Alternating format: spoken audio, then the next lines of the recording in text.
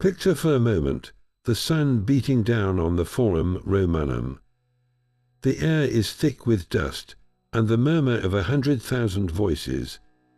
And there, snapping in the hot breeze above the crowded temples and marble halls, flies a banner. It's a simple standard, really white cloth, bold red letters. SPQR, to us, separated by 2,000 years. Those 4 letters are a symbol, a relic we see in movies and on the covers of history books.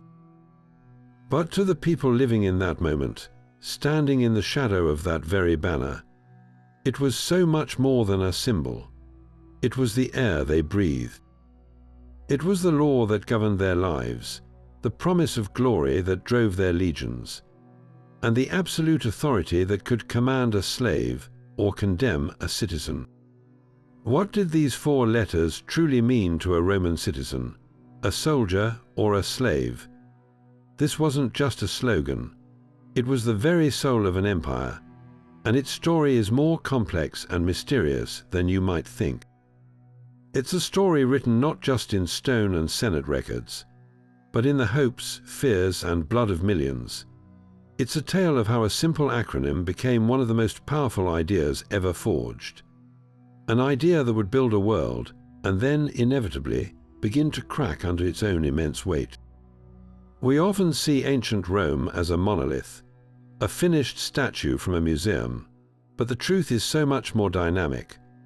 Rome was a living, breathing, and often contradictory organism. And the story of SPQR is the key to understanding its beating heart. It's a journey into the mind of an entire civilization, to a time when these letters were painted on shields, carved into the fasces carried by magistrates, and stamped on the coins that traveled to the very edges of the known world. They were everywhere, a constant reminder of a compact between the people and their state. But what was that compact, really?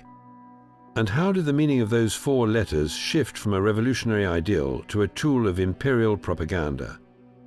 The answers are not simple, and they lead us down a fascinating path, one that reveals how the identity of Rome itself was constantly being written and rewritten. So join me as we pull on this single thread, the thread of SPQR, and watch as the entire tapestry of the Roman world begins to unravel before our eyes. This is not just a history lesson. It's a detective story, a search for the true meaning behind one of history's most enduring and misunderstood symbols. So let's pull those 4 letters apart. SPQR stands for Senatus Populusque Romanus, a Latin phrase we translate as the Senate and the people of Rome. Now on its surface, that seems straightforward enough, but the real power, the real genius, and the real tension is baked right into that single little word connecting them, que. That and. It's a conjunction, a tiny linguistic bridge, but in this context, it's one of the most loaded words in history. It deliberately fuses 2 distinct, and often competing, entities into one inseparable unit. The Senatus was the council of elders, the advisory body that evolved into the most powerful political institution in the Republic. These were the aristocrats, the men from the most influential families who debated policy, administered the treasury, and guided foreign affairs. They were meant to be the repository of wisdom and experience, the stable, conservative counterweight to the passions of the masses. And then you have the Populus Romanus, the Roman people. This wasn't just a vague notion of the public. It referred specifically to the citizen body, assembled in their various councils, who had the power to elect magistrates, to vote on laws, and to declare war. They were the source of sovereign authority, the ultimate legitimizing force in the Roman state. By linking these 2 together with that, and the phrase makes an audacious claim. It declares that the Roman state is not defined by a king, nor by a dictator, nor by the Senate alone, nor by the mob. It is defined by the partnership, the theoretical harmony, between the elite guidance of the Senate and the sovereign will of the people. This was the official story, the brand identity of the Roman Republic. You would see it everywhere, chiseled into the pedestals of grand monuments, stamped onto the coins that financed armies and trade, and painted on the shields of the legions marching to conquer new land. Everywhere this message was broadcast: Rome is a united entity. We are not a tyranny, we are a commonwealth. The state acts with the consent of both its mind, the Senate, and its body, the people. But of course, this was an ideal, a political fiction of unity that often papered over a reality of intense class conflict and power struggles. For centuries, the so-called conflict of the orders saw the common plebeians wrestle rights and concessions from the patrician elite. The very structure of Roman politics was a constant negotiation, and sometimes a violent confrontation between these two pillars of the state. So SPQR wasn't just a description of a government. It was a piece of brilliant ideological craftsmanship. It was a mantra repeated so often that it became an unassailable truth, a symbol that helped hold a vast and diverse republic together by proclaiming a shared identity. Even when the senators and the people in the streets might have had very different ideas about what that identity actually meant. This idea of a partnership between the Senate and the people wasn't just lofty political theory. It functioned as a practical, binding contract. Think of SPQR less as a motto and more as the official letterhead of the Roman state, a stamp of legitimacy used to authenticate any and all official actions. When a new law was passed, it was inscribed with these 4 letters at the top, declaring it was enacted by the shared will of the entire Commonwealth. When a general commissioned a new aqueduct or a temple, its foundation stone bore the SPQR stamp, signaling that this public good was provided by and for the collective. Even military orders and diplomatic treaties were sealed with this acronym, projecting the unified authority of Rome to both its citizens and its enemies. This consistent, ubiquitous use served a profound purpose. It created a powerful fiction of consensus. By framing every state action as being for the Senate and people of Rome, it inherently legitimized the power being exercised. It suggested that the magistrate wielding authority, the general commanding legions, or the tax collector gathering revenue weren't acting on personal whim, but as agents of a shared, agreed-upon system. This was the genius of the Roman political contract. It cleverly disguised the reality of power, which often resided in the hands of a competitive and narrow aristocracy, within the language of popular sovereignty and collective benefit. For the average Roman citizen, seeing SPQR on a new basilica or a fresh supply of subsidized grain was a tangible reminder of this contract. It reinforced the idea that they were part of the state, that their loyalty and service were reciprocated by the system. In return for their military service, their taxes, and their political acquiescence, the state provided security, justice, and public amenities. The banner was a constant visual reinforcement of this reciprocal relationship. Of course, this symbolic contract was tested to its absolute limits, and then fundamentally transformed with the fall of the Republic and the rise of the emperors.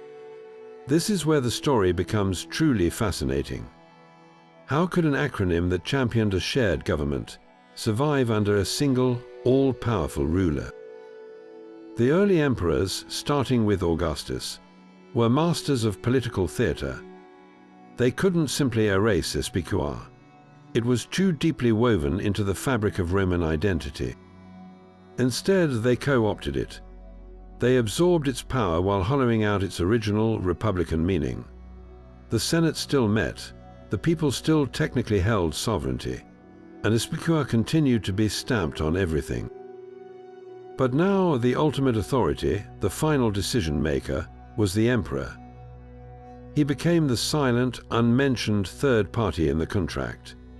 the indispensable force that guaranteed the partnership between the Senate and the people could even function.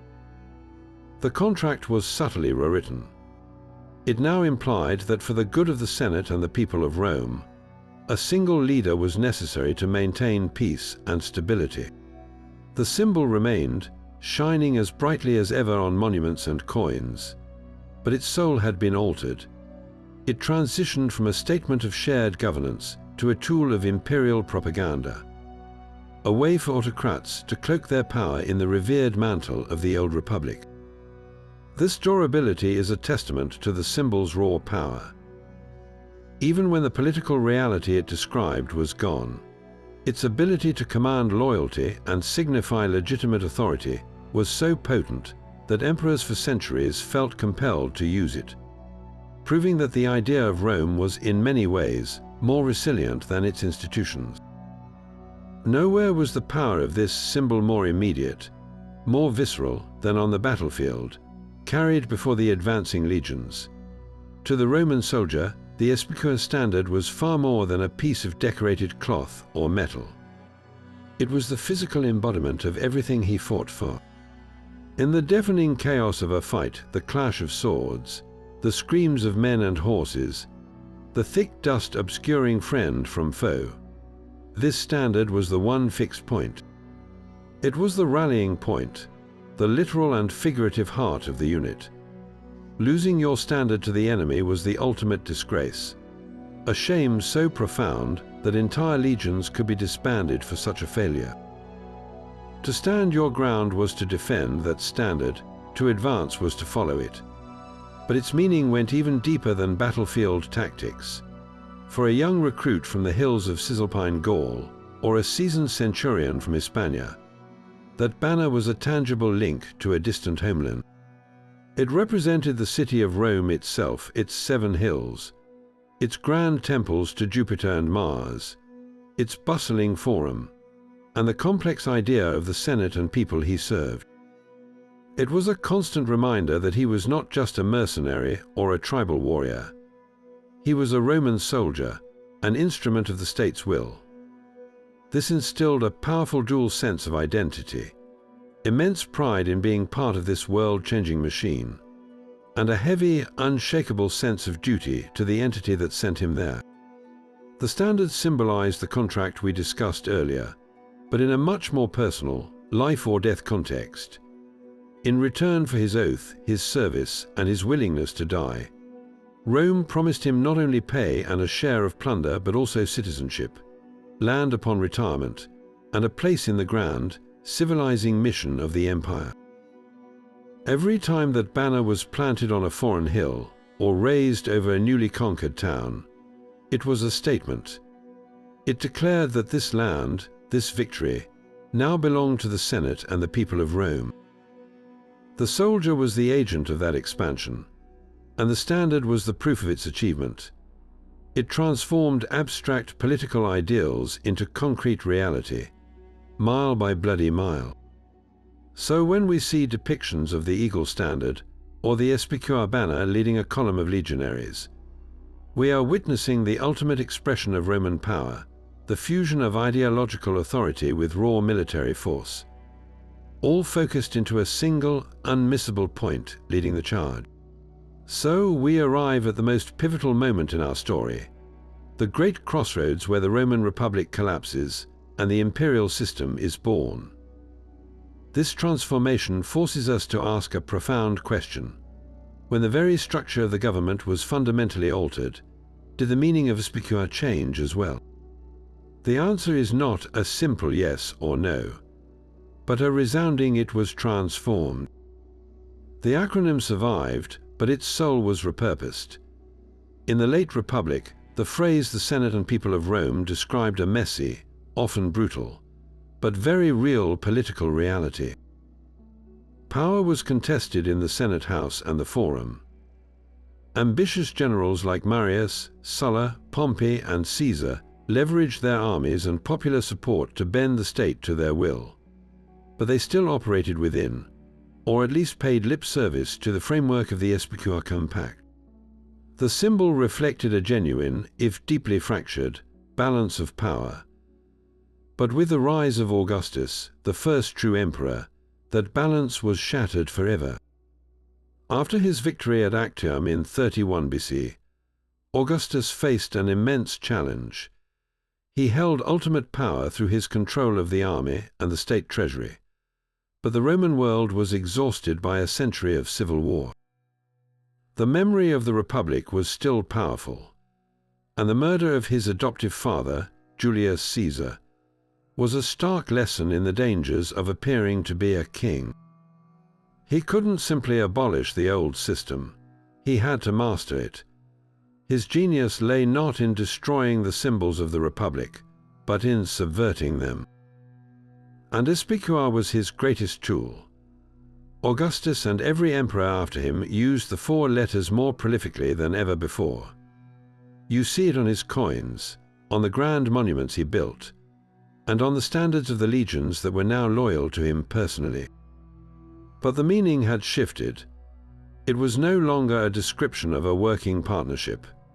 It became a mask, a brilliant piece of political theater designed to conceal the new autocratic reality.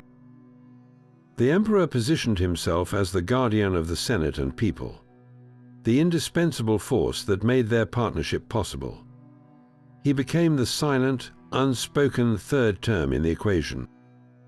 The official narrative became this: the constant strife of the late Republic had proven that the Senate and people could not govern effectively without a superior, moderating authority.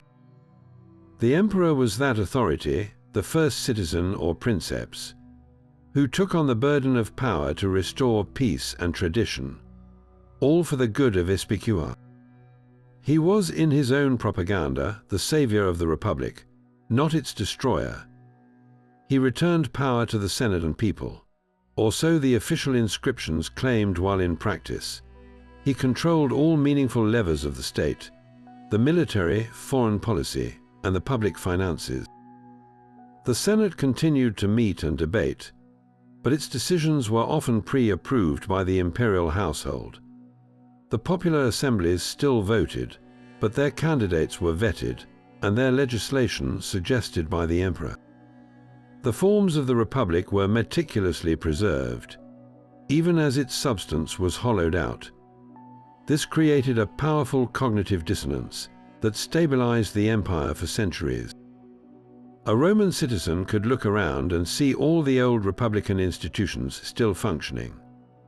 The fasces were still carried before the consuls, laws were still passed in the name of SPQR, and the Senate still wore its fine togas. This provided a comforting continuity, a sense that the glorious past was still alive. Yet everyone knew that true power rested with one man and his administration.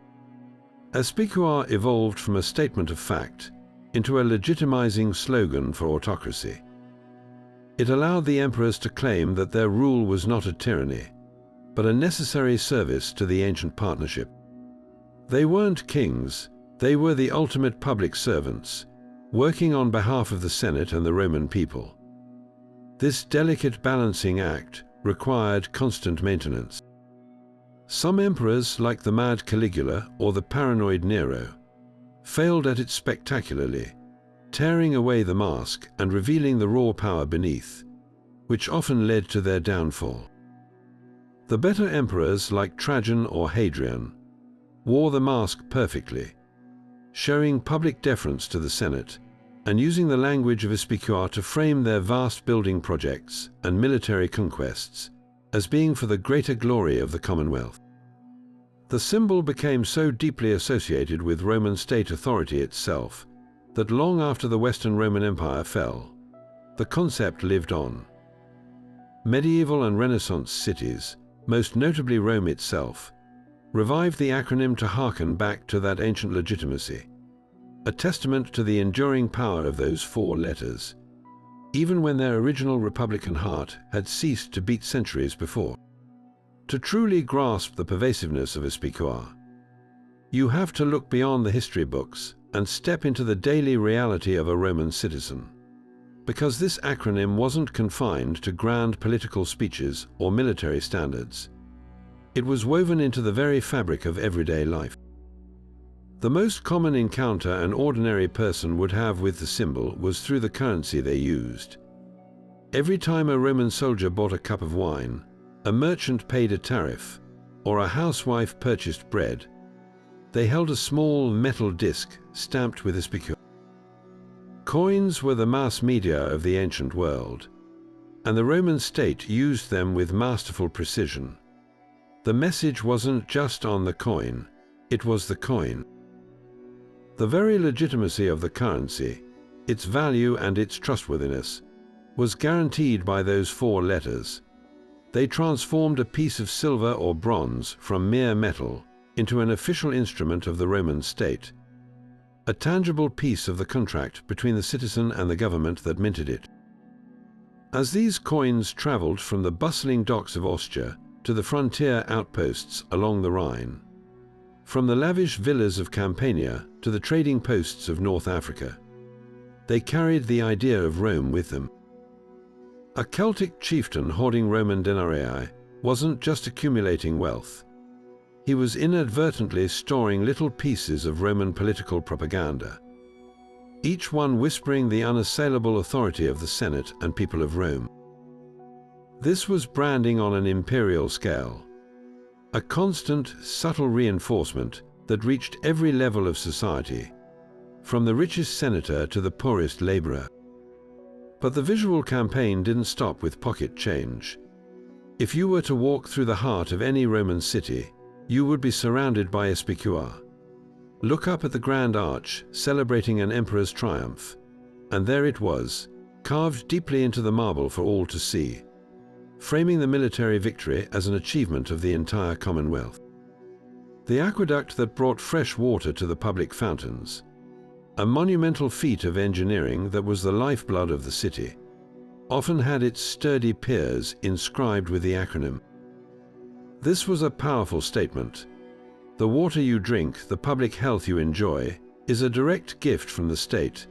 Temples, those houses of the gods who protected Rome, bore the mark, linking divine favor to the political compact.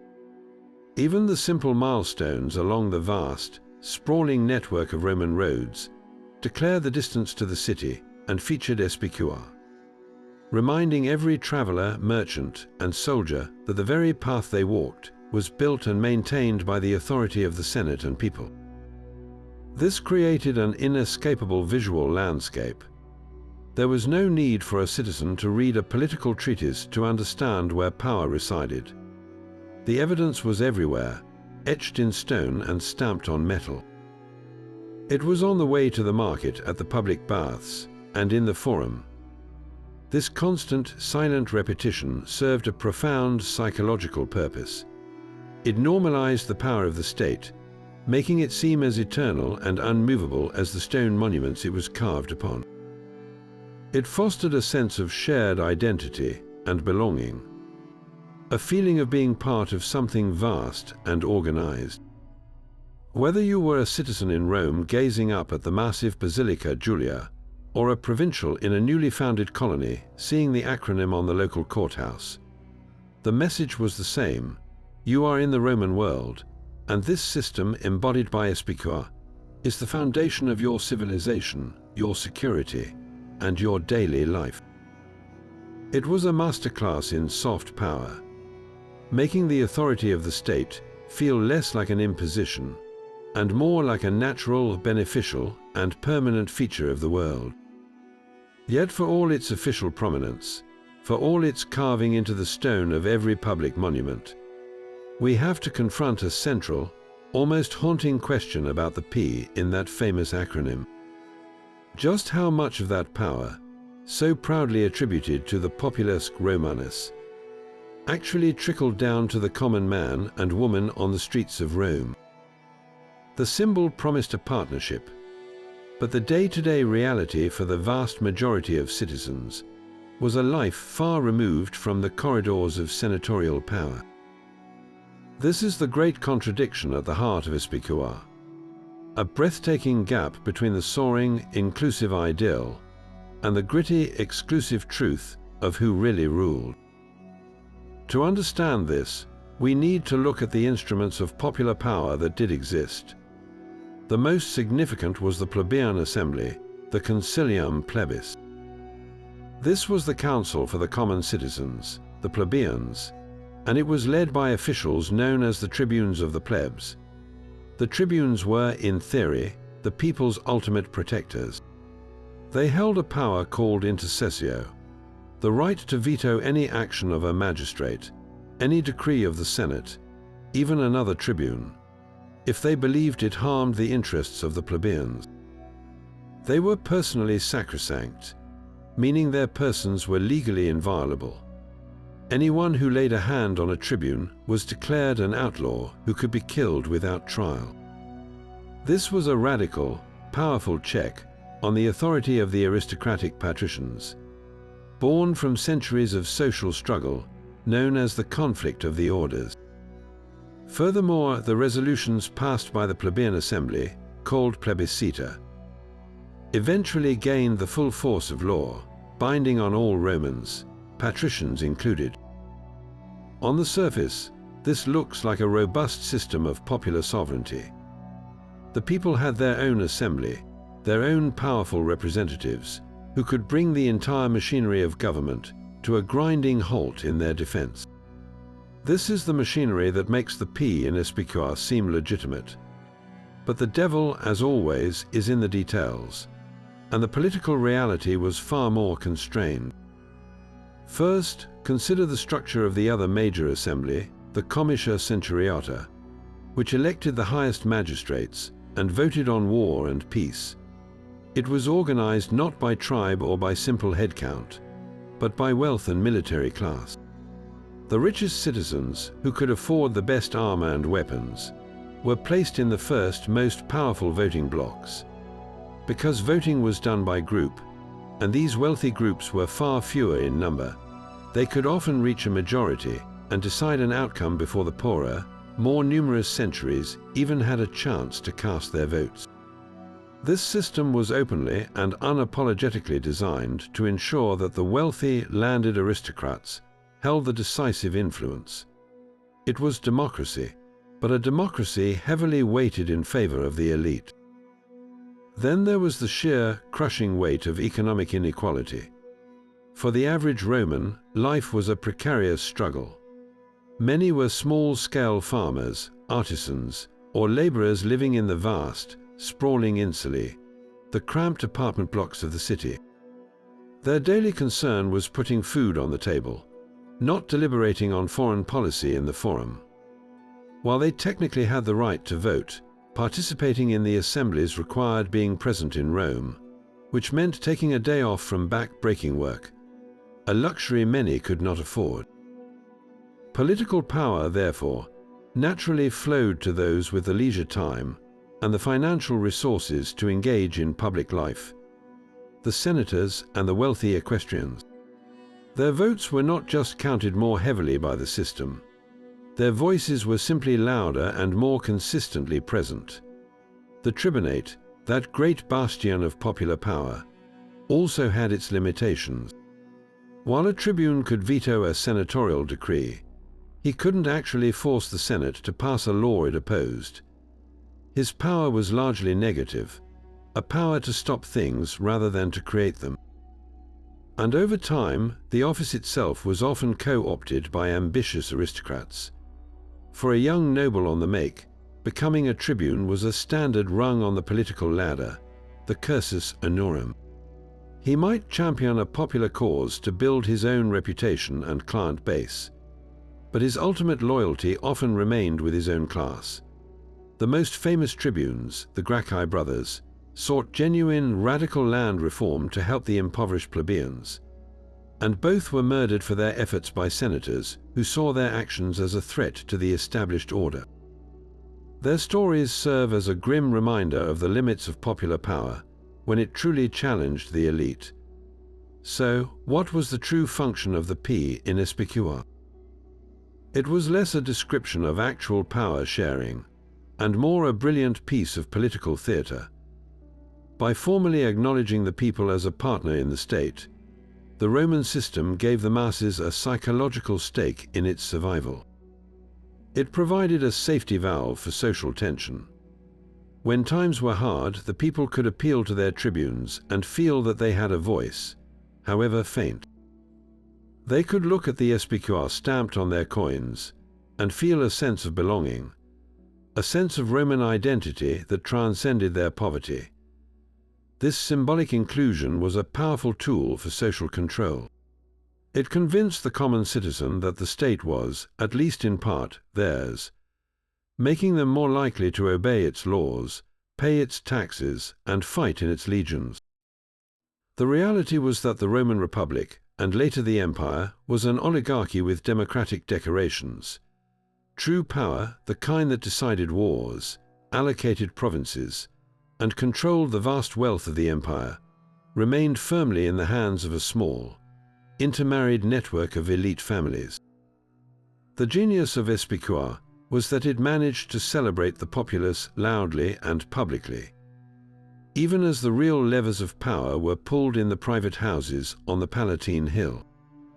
It was a symbol that acknowledged the many while being governed by the few, a contradiction that, for centuries, proved to be a surprisingly stable and effective formula for ruling a world.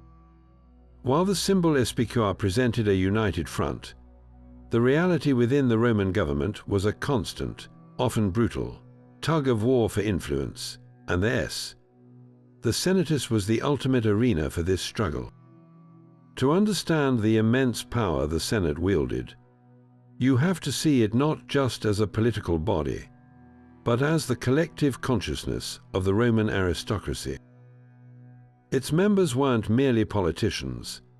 They were the descendants of men who had built the Republic, the custodians of its traditions, and the owners of its vast wealth. Their authority wasn't written down in a single constitution.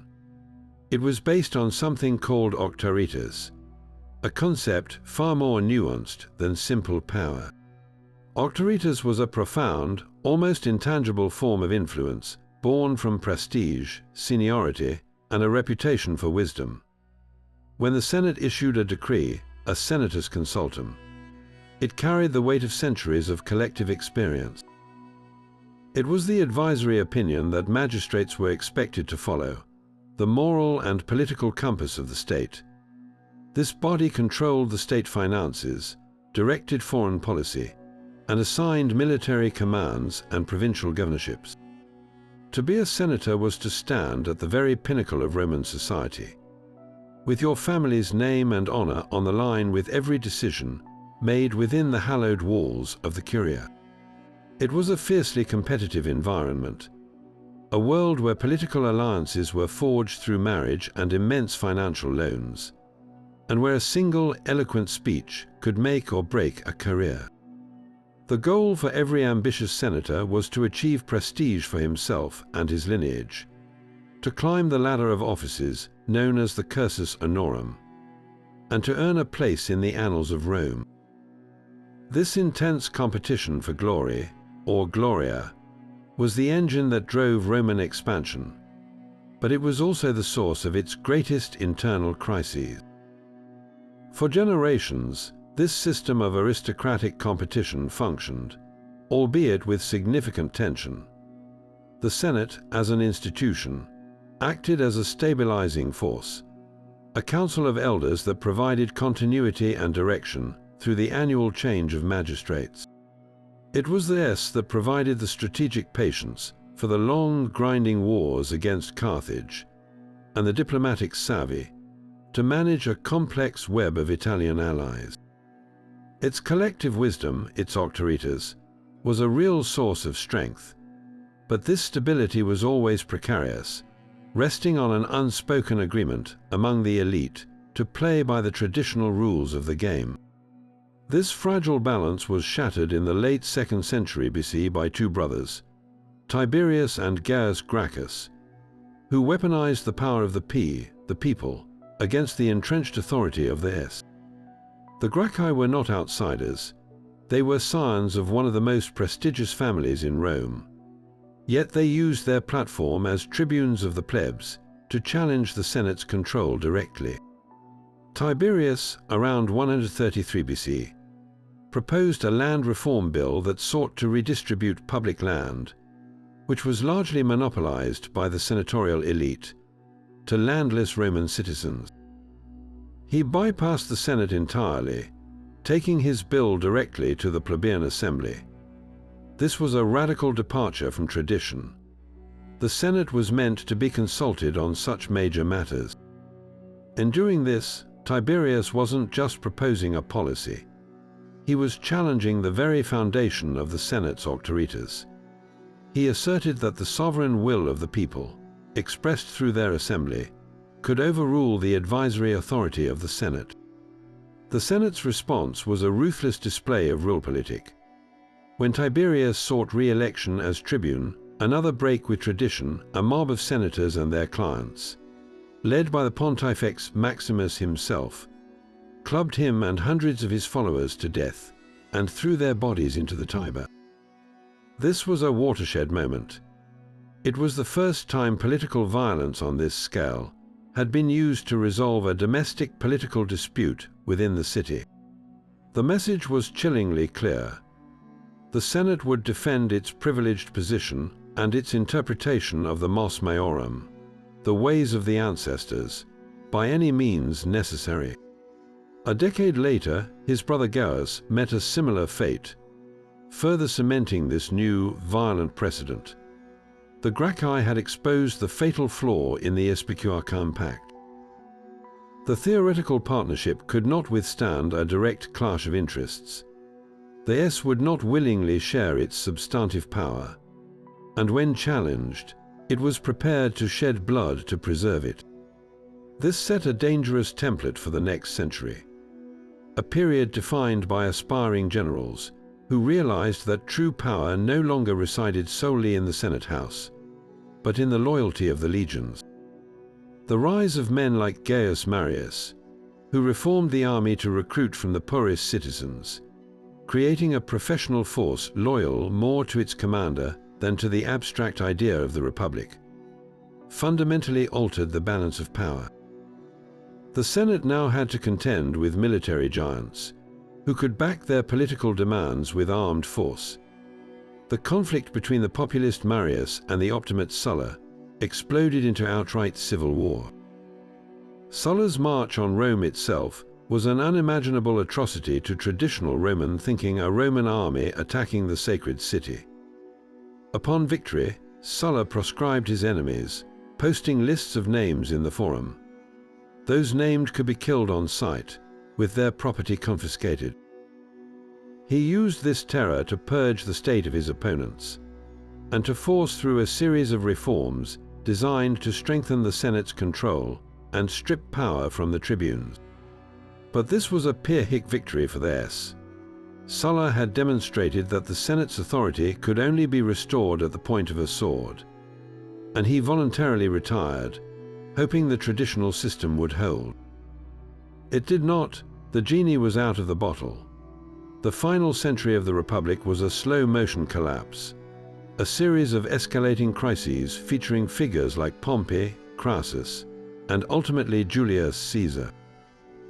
These men operated on a scale that dwarfed the traditional senatorial arena.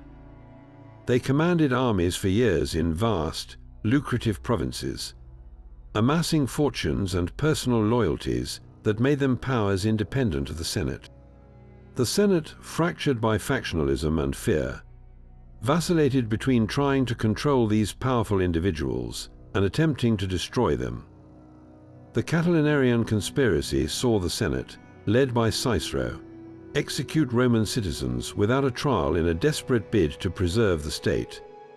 Another step down the path of extra-legal violence. The formation of the First Triumvirate, an informal alliance between Caesar, Pompey, and Crassus, was a clear signal that the most powerful men in Rome found it more effective to make deals amongst themselves than to abide by the Senate's decrees. When the Senate, backed by Pompey, finally ordered Caesar to disband his army and return to Rome as a private citizen, they forced the final, decisive confrontation. Caesar's crossing of the Rubicon River in 49 BC was an act of treason. But it was also the logical endpoint of a process that began with the Gracchi. The S had tried to reassert its supremacy, but it no longer held the ultimate leverage. The legions followed Caesar. The ensuing civil war ended with Caesar as dictator for life. And while he paid lip service to the Senate, its authority was a hollow shell. His assassination on the Ides of March by a group of senators was a last, desperate attempt to restore the old republic, to reclaim the power of the S. They killed the man, but they could not kill the system he represented. The death of Caesar only led to another round of civil wars, from which his adopted heir, Augustus, would emerge as the first emperor, permanently subordinating the Senate to the will of a single man. The story of the S is a tragic one of an institution that fought to preserve its power so ruthlessly that it ultimately destroyed the very system it sought to protect. This delicate dance between emperor and Senate became the defining political reality of the imperial era. The first emperor, Augustus, was the master choreographer of this new performance. He understood that to avoid his adoptive father's fate, he couldn't simply seize power like a king. He had to be seen as restoring the republic. His solution was a brilliant political fiction, and SPQR was the central prop. He famously claimed, "I transferred the state from my own power to the control of the Senate and people of Rome." In a grand public ceremony in 27 BC, he ostensibly handed back all his extraordinary powers, offering to retire. Of course, the Senate, carefully managed by his supporters, immediately begged him to stay on, granting him control of the major military provinces and the title, Augustus. This entire theater was designed to frame his autocracy, not as a takeover, but as a reluctant service rendered to the SPQR Compact. He needed the Senate's symbolic approval to make his rule palatable. This set the precedent for centuries. An emperor's legal authority technically stemmed from a series of laws passed by the Senate and people, granting him powers like imperium proconsulaire meus, supreme command over all the armies, and tribunicia potestas, the inviolable power of a tribune. He ruled not by divine right, but by the will of the very bodies his power had superseded. This is why you see emperors like Claudius, who was initially discovered by the Praetorian Guard and thrust into power, rushing to the Senate House to secure its official ratification. Without that senatorial decree, his position was dangerously illegitimate. No matter how many soldiers cheered for him, the Senate's role had shifted from governing to legitimizing. Its decrees now served to rubber-stamp decisions the emperor and his inner circle had already made. A proposed law, a declaration of war, the appointment of a key official. These would all be ceremoniously brought before the Senate, where a carefully orchestrated debate would lead to a foregone conclusion. The forms of the Republic were meticulously preserved to cloak the reality of one-man rule. The SPQR stamp on a new law now meant, "This has been enacted by the Senate and people, under the guidance and authority of the emperor." The symbol was used to validate the very system that had hollowed it out. This relationship required a constant public display of mutual respect from the emperor. We have records, like those from the historian Tacitus, detailing how a new emperor like Nerva or Trajan would stand in the Senate and swear to uphold the laws, to consult the body on important matters, and to never put a senator to death without a trial. They would address the senators as conscript fathers, a term brimming with republican dignity. An emperor seen to be disrespecting the Senate, like the arrogant Domitian who demanded to be called Dominus et Deus, Lord and God, risked alienating the very class whose support was essential for stable administration across the empire. The Senate was the pool from which provincial governors, generals, and senior administrators were drawn. An emperor who humiliated them risked conspiracy and assassination, which is precisely what happened to Domitian. The most successful emperors were those who, like Antoninus Pius, mastered the art of managing the Senate with a light touch, allowing it to retain its dignity and a semblance of its traditional functions, while never for a moment letting it forget where true power resided. They funded public works stamped with SPQR. They filled the priesthoods with senators, and they allowed the old republican magistracies to continue, even if those offices were now largely ceremonial. This careful maintenance of republican imagery was not a sign of weakness. It was a calculated strategy to secure the loyalty of the traditional ruling class and maintain a veneer of legal continuity that reassured the entire population. The SPQR Banner, once a statement of shared governance, had become the most effective tool for legitimizing autocracy, allowing the emperor to present himself not as a dictator, but as the ultimate servant of the Senate and the Roman people. But of course, the story of SPQR isn't only told from the perspective of the Roman citizen or soldier. To truly understand its full weight, its global impact, we must shift our gaze outward to the countless peoples who saw this banner approaching not as a promise of partnership, but as an omen of an irreversible new reality.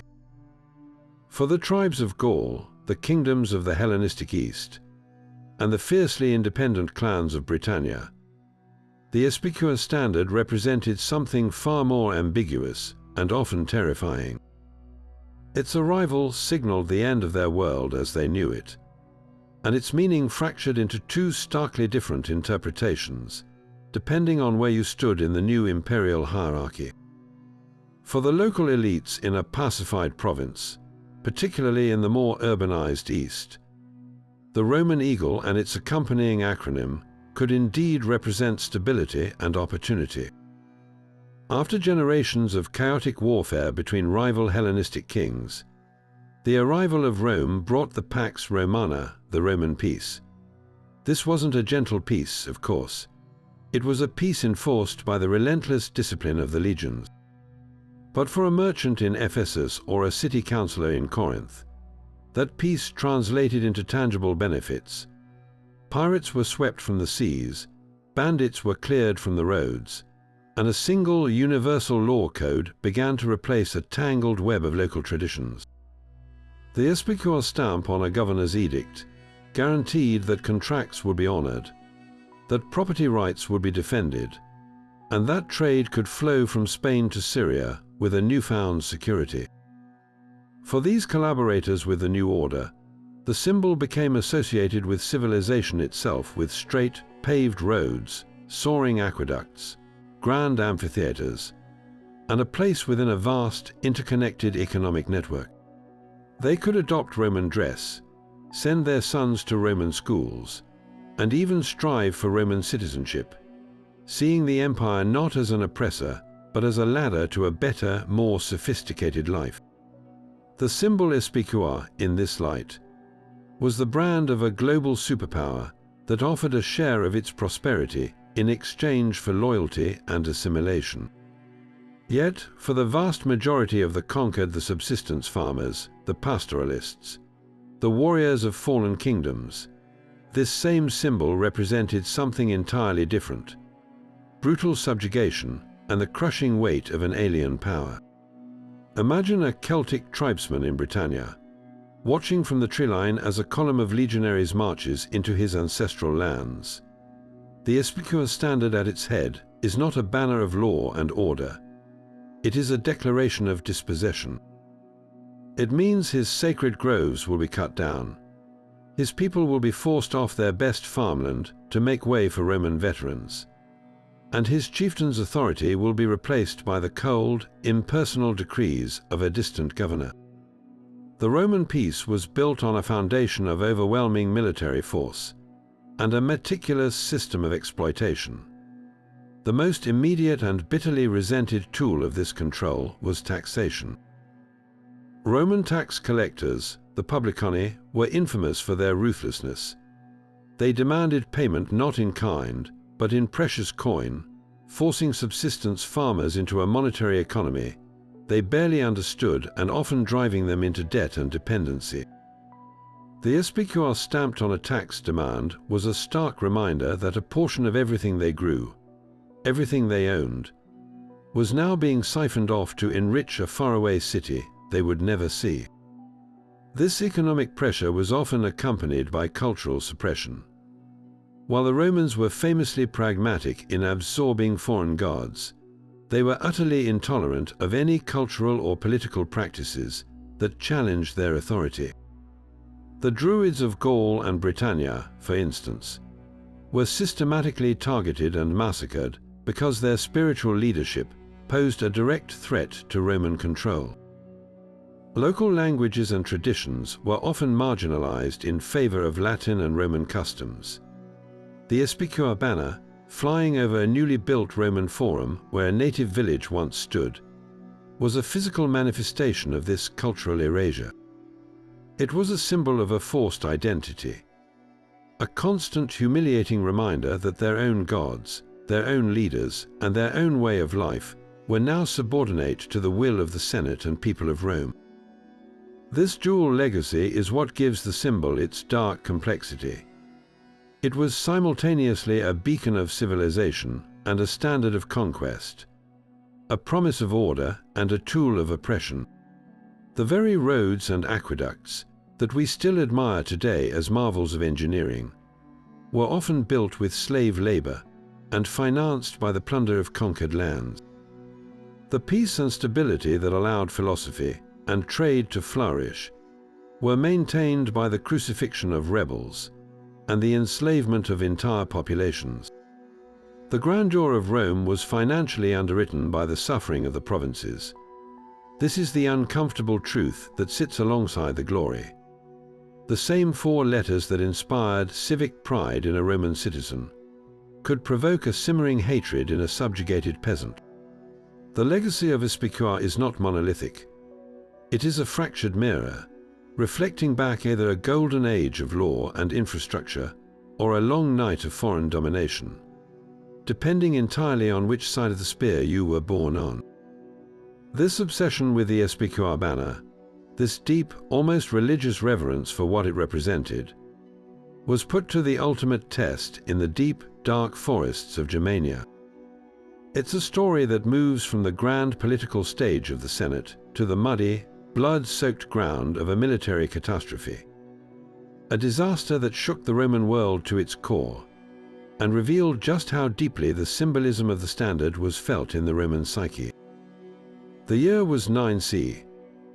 The Roman commander in charge of the frontier forces along the Rhine was Publius Quinctilius Varus, a man of high birth and political connection, but perhaps not the most astute military mind. He believed the territory east of the river was largely pacified, and he led 3 entire legions, the 17th, 18th, and 19th, deep into the trackless Teutoburg forest.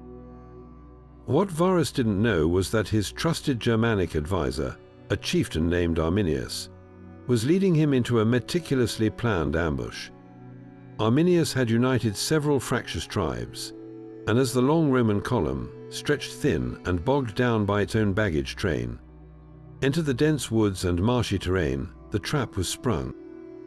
For 3 days, the Germanic warriors harried the Romans, attacking from the cover of the trees where the legionaries' famed discipline and formations were useless. It was a slaughter. All 3 legions, some 15,000 to 20,000 men, were annihilated. Varus, seeing the hopelessness of the situation, fell on his own sword.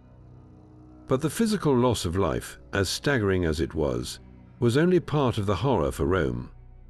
When the news finally reached the aging Emperor Augustus, he was said to have torn his clothes in grief, roaming his palace and crying out, "Quinctilius Varus, give me back my legions." But he wasn't just mourning the soldiers. He was mourning something even more precious that had been left in the mud of that Germanic swamp: the 3 eagle standards of the annihilated legions. For Rome, a military defeat was a terrible, but recoverable, setback. The loss of a legionary eagle, the Aquila, was something else entirely. It was a national humiliation, a spiritual catastrophe. The eagle standard was not merely a flag or a banner. It was the soul of the legion. It was a sacred object, kept in a special shrine within the legionary fortress, and worshipped as a divine entity. Soldiers swore oaths to it, and to protect it with their lives was their highest duty. Losing it to the enemy was the ultimate disgrace, a sign that the gods had turned their favor away from Rome. And these weren't just any eagles. They were eagles that bore the mark of SPQR. Their capture meant that the very symbol of the Senate and people of Rome was now a trophy in the hands of those they considered barbarians. It was as if the heart of Roman identity had been ripped out and paraded in mockery. The psychological impact was profound and long-lasting. The disaster ended Roman ambitions to conquer Germania east of the Rhine, a border that would largely hold for centuries. The numbers 17, 18, and 19 were never used again to designate Roman legions, effectively erasing these units from memory in an act of collective trauma. The ghost of the Teutoburg forest haunted the Roman military imagination for generations. But the story doesn't end there. The loss was so unbearable that Rome became obsessed with redemption. Recovering those lost eagles became a matter of national honor, a quest that would define the reign of Augustus's successor, Tiberius, and his brilliant nephew Germanicus. Years after the massacre, Germanicus led a massive punitive expedition back into the Teutoburg forest. The Roman historian Tacitus gives us a chilling account of what they found. The bleached bones of men and horses scattered across the landscape, skulls nailed to trees, and the altars where the tribunes and senior centurions had been sacrificed. It was a scene of pure horror, but Germanicus and his men pressed on, driven by a sacred mission. In a series of campaigns, they fought the Germanic tribes, and through a combination of military pressure and diplomacy, managed to recover 2 of the 3 lost eagles. The return of these standards to Rome was treated with the solemnity of a religious festival. It was a moment of profound catharsis for the entire city. The eagles were paraded through the streets as if they were liberated prisoners of war, and they were restored to their place of honor, cleansing the stain of Teutoburg. The third and final eagle took even longer to retrieve, eventually being recovered during the reign of the Emperor Claudius, decades after the original disaster. The fact that Rome spent over 40 years and immense military resources on this mission speaks volumes. It wasn't about strategic gain. Germania was never conquered.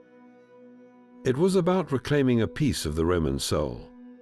The SPQR inscribed on those reclaimed eagles wasn't just a political acronym. It was a testament to a national resilience, a declaration that Rome would not allow its most sacred symbols to remain in the hands of its enemies, no matter the cost or the passage of time.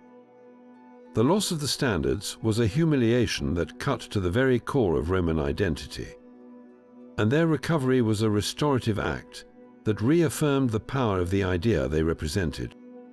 This deep symbolic connection between the state and its people extended far beyond the political and military spheres, reaching into the very heart of Roman spiritual life. To understand the full magnitude of SPQR, we must step into the world of sacred rites and religious ceremonies, where the well-being of the Senate and people of Rome was not just a political slogan, but a constant, fervent prayer. Roman religion was fundamentally a contract with the gods, a system of meticulous rituals and vows known as the Pax Deorum, the peace of the gods. The primary goal was to maintain this divine favor, and the primary beneficiary of this peace was always the collective state, explicitly named as the Senatus Populusque Romanus. Imagine the grandest public spectacle in Rome, a triumph, a victorious general, painted in red like the statue of Jupiter, would parade through the streets in a chariot, with the spoils of war and captive enemy leaders displayed before the cheering crowds. But this was not merely a celebration of one man's success. The entire ceremony was a religious offering. The procession would wind its way up to the temple of Jupiter Optimus Maximus on the Capitoline Hill. And there the general would lay his laurels of victory before the god's statue. The triumph was a state ritual, performed for the benefit of SPQR. A public demonstration that the gods had granted victory to the Roman Commonwealth. Similarly, consider the public vows made each year on the 3rd of January.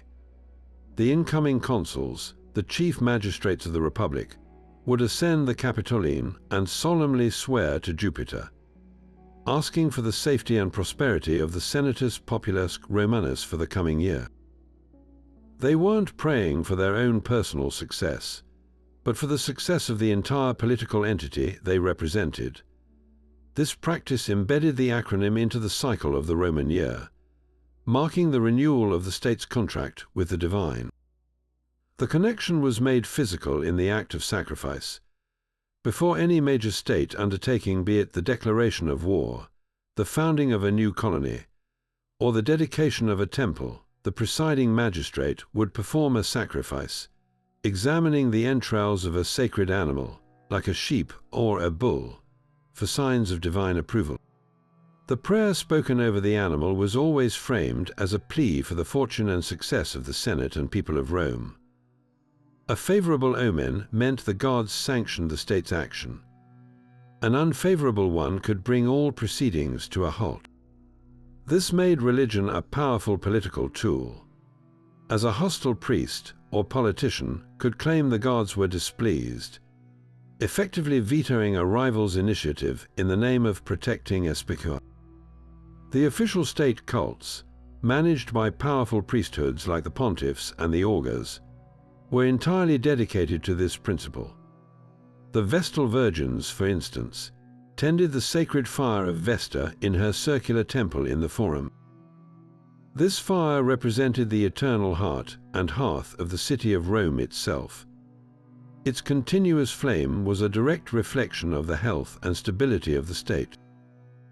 If the fire went out, it was seen as a catastrophic omen of danger for the SPQR.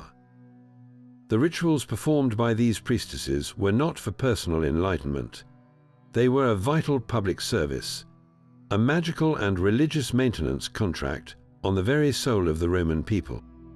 This intertwining of political identity and religious duty created a powerful feedback loop. Loyalty to the state was synonymous with piety, and piety demanded loyalty to the state. To be a good Roman was to participate in, or at least support, the ceremonies that secured the gods' favor for the collective. This gave the SPQR symbol a sacred, almost untouchable quality. It wasn't just a political identifier. It was a blessed name, a phrase that, when invoked in the correct ritual context, held the power to sway the minds of the gods and determine the fate of the world. This journey into the symbolism of SPQR has taken us from the Senate House to the battlefield, from the grand temples to the imperial palace. But to truly understand its reach, we need to step away from the monuments of the powerful and into the living, breathing streets of an ordinary Roman town. And there is no better place to do that than the city of Pompeii, frozen in time by the eruption of Mount Vesuvius in 79 C. Here, preserved under layers of volcanic ash, we find a priceless record of daily life, one where the formal language of the state collides with the informal voices of the people. Scratched into the plaster of walls, on the sides of shops, and even in the hallways of private homes, is a torrent of graffiti. And amidst the love notes, the insults, the advertisements, and the doodles, we find our 4 letters, SPQR. This is where the symbol escapes the control of the emperors and senators, and becomes the property of the common citizen. The graffiti of Pompeii gives us something that official histories almost never can: a raw, unfiltered, bottom-up perspective on what this powerful acronym meant in the context of everyday existence. It shows us that SPQR wasn't just a distant emblem on a coin. It was a concept fluid enough to be used for a political endorsement, a simple location marker, or even the butt of a crude joke. One of the most fascinating discoveries is a piece of graffiti that reads, "The petty thieves request the election of Vaisha as Aedile." An Aedile was a local official responsible for public works and games, and this scrawled endorsement, found among many others, shows a vibrant, if informal, political culture. The people of Pompeii were actively engaging with their local government, using public walls as a sort of social media platform to support their preferred candidates. While this particular graffito doesn't contain the acronym, it sets the stage for ones that do, revealing a populace that felt entitled to comment on and participate in the political process, however unofficially. Then we find the acronym itself, scrawled in contexts that are startlingly mundane. There is an inscription that simply says, SPQR, next to a drawing of a phallus, a common symbol for good luck and warding off evil. Here, the Great Seal of the Roman state is not being used for a grand political statement, but as a protective charm, a bit of magical shorthand to bring fortune. It's a breathtaking demystification of the symbol, bringing it down from the Capitoline Hill and into the realm of daily superstition and personal safety. In another instance, the letters appear next to a list of measurements, or perhaps a game score. This suggests that SPQR had become so ubiquitous, so deeply ingrained in the visual landscape, that it could be used as a casual heading or a doodle, its formal meaning blending into the background noise of urban life. It was part of the mental furniture of a Roman citizen, something they saw so often that it could be repurposed for the most ordinary of tasks. But the political use is perhaps the most revealing. There is a famous graffito from Pompeii that is stark and direct. It states, "The Samnites, a wretched people, are enemies of the SPQR." The Samnites were an ancient Italian people whom the Romans had fought and subjugated centuries before. This graffito, written long after those wars, shows how the idea of Roman identity, encapsulated by the acronym, was still defined in opposition to old enemies. For the person who wrote this, aligning themselves with SPQR was a way of asserting their own Romanness, of distinguishing themselves from the other. It's a powerful reminder that this symbol was a key component of social and ethnic identity, even for the average person on the street. What these scattered, informal writings prove is that the message of the state was not just received passively. The people of Pompeii were actively interpreting, using, and sometimes subverting the symbol for their own purposes. They weren't just an audience for SPQR, they were participants in its meaning-making. They took this tool of imperial propaganda and used it to navigate their own social world, to seek protection, to engage in politics, and to define their place in the Roman universe. The walls of Pompeii tell us that the grand narrative of the Senate and people of Rome was not a monologue delivered from on high, but a conversation, one that was sometimes shouted, sometimes whispered, and often just casually scribbled onto a wall by someone on their way to the market. To fully grasp the symbolic power of Rome, you cannot view the SPQR banner in isolation. It was part of a sophisticated and deeply resonant symbolic ecosystem, where different emblems spoke to different aspects of Roman authority, creating a unified and overwhelming message. The most crucial partner to the political acronym was, without question, the legionary eagle, the aquila. This was no mere military insignia. It was a sacred object, the very soul of a legion. Crafted from silver or gold, with wings outstretched, the eagle was the animal sacred to Jupiter, the king of the gods. To carry the eagle's standard into battle was to declare that the legion fought under the direct favor and protection of Jupiter Optimus Maximus himself. It represented the divine mandate of Roman power, a spiritual claim that their victories were not just triumphs of men, but the will of the gods, the loss of an eagle was a cosmic disaster, a sign that the gods had withdrawn their favor, which is why the recovery of the eagles lost in the Teutoburg forest was treated with the solemnity of a religious pilgrimage. The eagle was the celestial, unanswerable reason for Rome's dominance. But divine favor alone was not enough to govern an empire. This is where SPQR entered the picture, working in perfect concert with the eagle. While the eagle symbolized the why from the heavens, SPQR articulated the who and the for whom here on earth. It provided the political and civic justification for Rome's actions.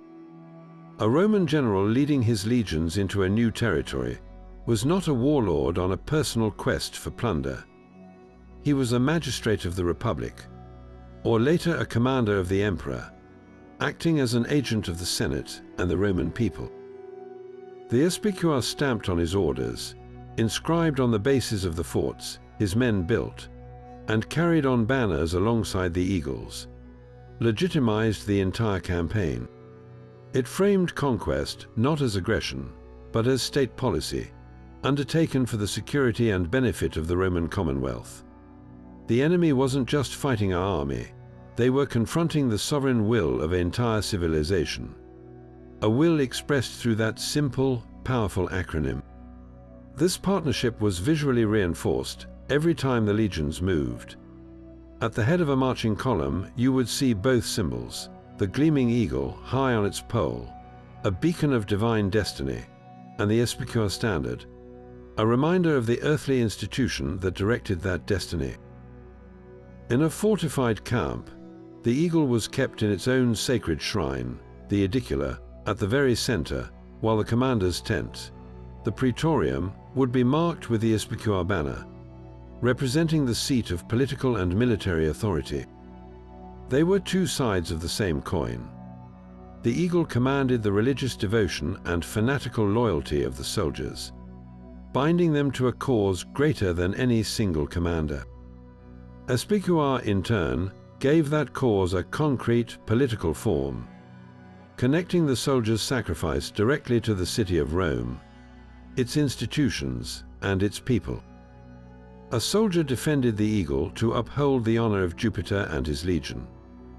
But he followed the SPQR banner to expand the territory, wealth, and glory of the Senate and the Roman people. This dual justification made Roman expansion incredibly resilient.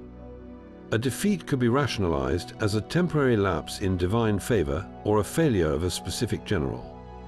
But the underlying mission, sanctioned by both gods and the state, remained valid and could be pursued again by new leaders.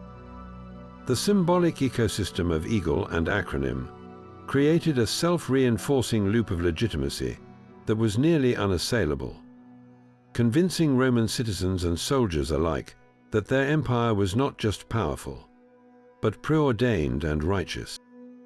To understand how deeply the idea of SPQR became embedded in the Roman soul, we must look to the crucible that forged its meaning with fire and blood, the Punic Wars. This was not a conflict over a distant border or a trade dispute. It was a 100-year struggle for survival against a rival that seemed, at times, destined to wipe Rome from the map. The Carthaginian Empire, with its vast wealth, legendary Admiral Hannibal, and mercenary armies, represented the most profound existential threat the young republic would ever face.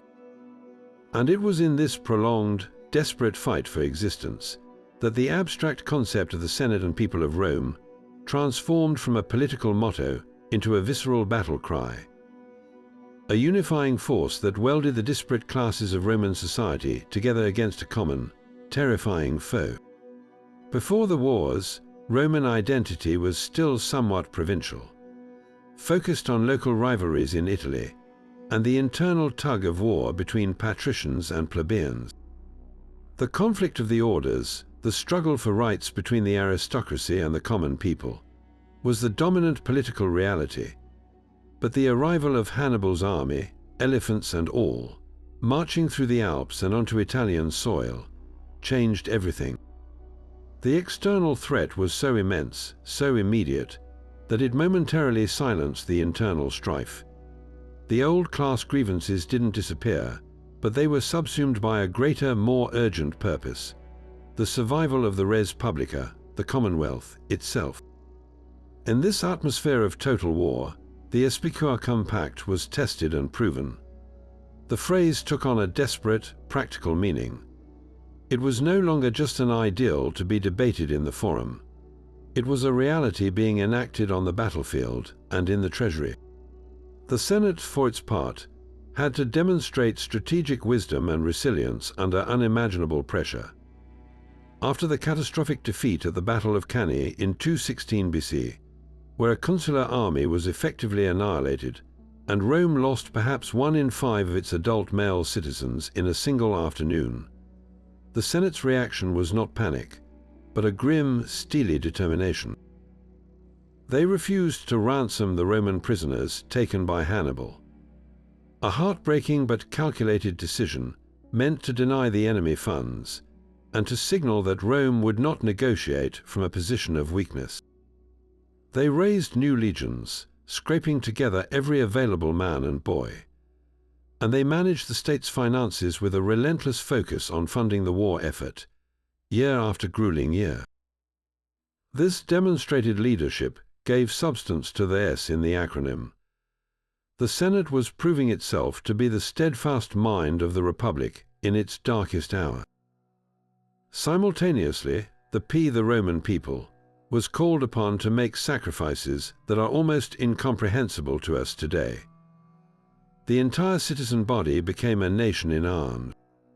Farmers abandoned their fields to serve in legions for years on end, knowing their homes might be burned and their families imperiled by Hannibal's marauding army. The wealthy of the equestrian class, the equites, used their own fortunes to fund the construction of a war fleet from scratch when Rome, a land power, realized it had to challenge Carthage at sea. There are stories of citizens donating their personal jewelry and wealth to the state treasury to keep the legions paid and supplied. This was not a top-down command. It was a bottom-up surge of collective will. The people were proving that they were the body and soul of the Republic, willing to bleed and bankrupt themselves for its preservation. The SPQR banner flying over a legion marching to confront Hannibal was no longer just a symbol of the state. It was a promise between every soldier and the homeland he was defending. It represented a shared fate. The soldier in the ranks knew he was fighting for the Senate that directed the war and for the people back in Rome, his people, who were enduring hardship and funding his campaign. This created a powerful feedback loop of mutual dependence and sacrifice. The unity wasn't perfect, of course. There were still political factions and disagreements, but the overarching narrative, reinforced constantly by the machinery of the state, was one of a unified Rome standing against a barbaric and perfidious enemy. Carthage was portrayed as the ultimate other, a civilization driven by greed and cruelty, in stark contrast to the Roman ideals of piety, fidelity, and civic virtue. This propaganda, essential for morale, solidified a positive Roman self-image defined by the very partnership SPQR proclaimed. To be Roman was to be part of this sacred compact, and to fight for it was to fight for civilization itself.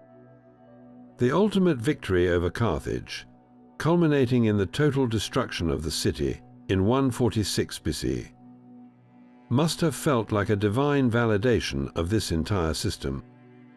They had survived. The Senate and the Roman people, together, had overcome the impossible. This triumphant outcome imbued the acronym with a legendary, almost mystical power. It was no longer just a political arrangement. It was a proven formula for survival and ultimate victory. The memory of the Punic Wars became a foundational myth for the Republic, a story Romans told themselves about their own resilience and the unbreakable bond between their governing bodies. This hardened, battle-tested version of SPQR became the emotional and ideological bedrock upon which the later empire would be built.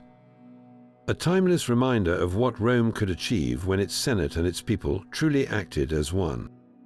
While the last Roman emperor in the West was deposed in 476, the story of Rome was far from over. 1,000 miles to the east, in the magnificent, fortified city of Constantinople, the Roman Empire continued to thrive for another 1,000 years. We often call this the Byzantine Empire, but that's a label historians applied much later. The people living there simply called themselves Romae Romans. And as the direct, unbroken continuation of the Roman state, they inherited the entire symbolic and ideological toolkit of their predecessors, including the powerful legacy of SPQR. But they didn't just mindlessly copy it. They adapted it, refining its meaning for a new Christian empire that was more Greek in its daily language, yet fiercely Roman in its political identity. In the Byzantine world, the classical Latin phrase Senatus Populusque Romanus naturally faded from common use, as Greek became the language of administration and culture. However, the core concept, the symbiotic relationship between the governing authority and the citizen body, remained absolutely central. You can see this conceptual continuity emblazoned on the coinage that circulated from Italy to Syria. Early Byzantine gold solidi, for instance, often featured the emperor's portrait on one side and on the reverse, a powerful female personification of the city of Constantinople. She is seated, holding a globus cruciger, the orb and cross that symbolized Christian dominion over the world, and flanking her are the letters SC. This stands for Senatus Consulto, meaning by decree of the Senate.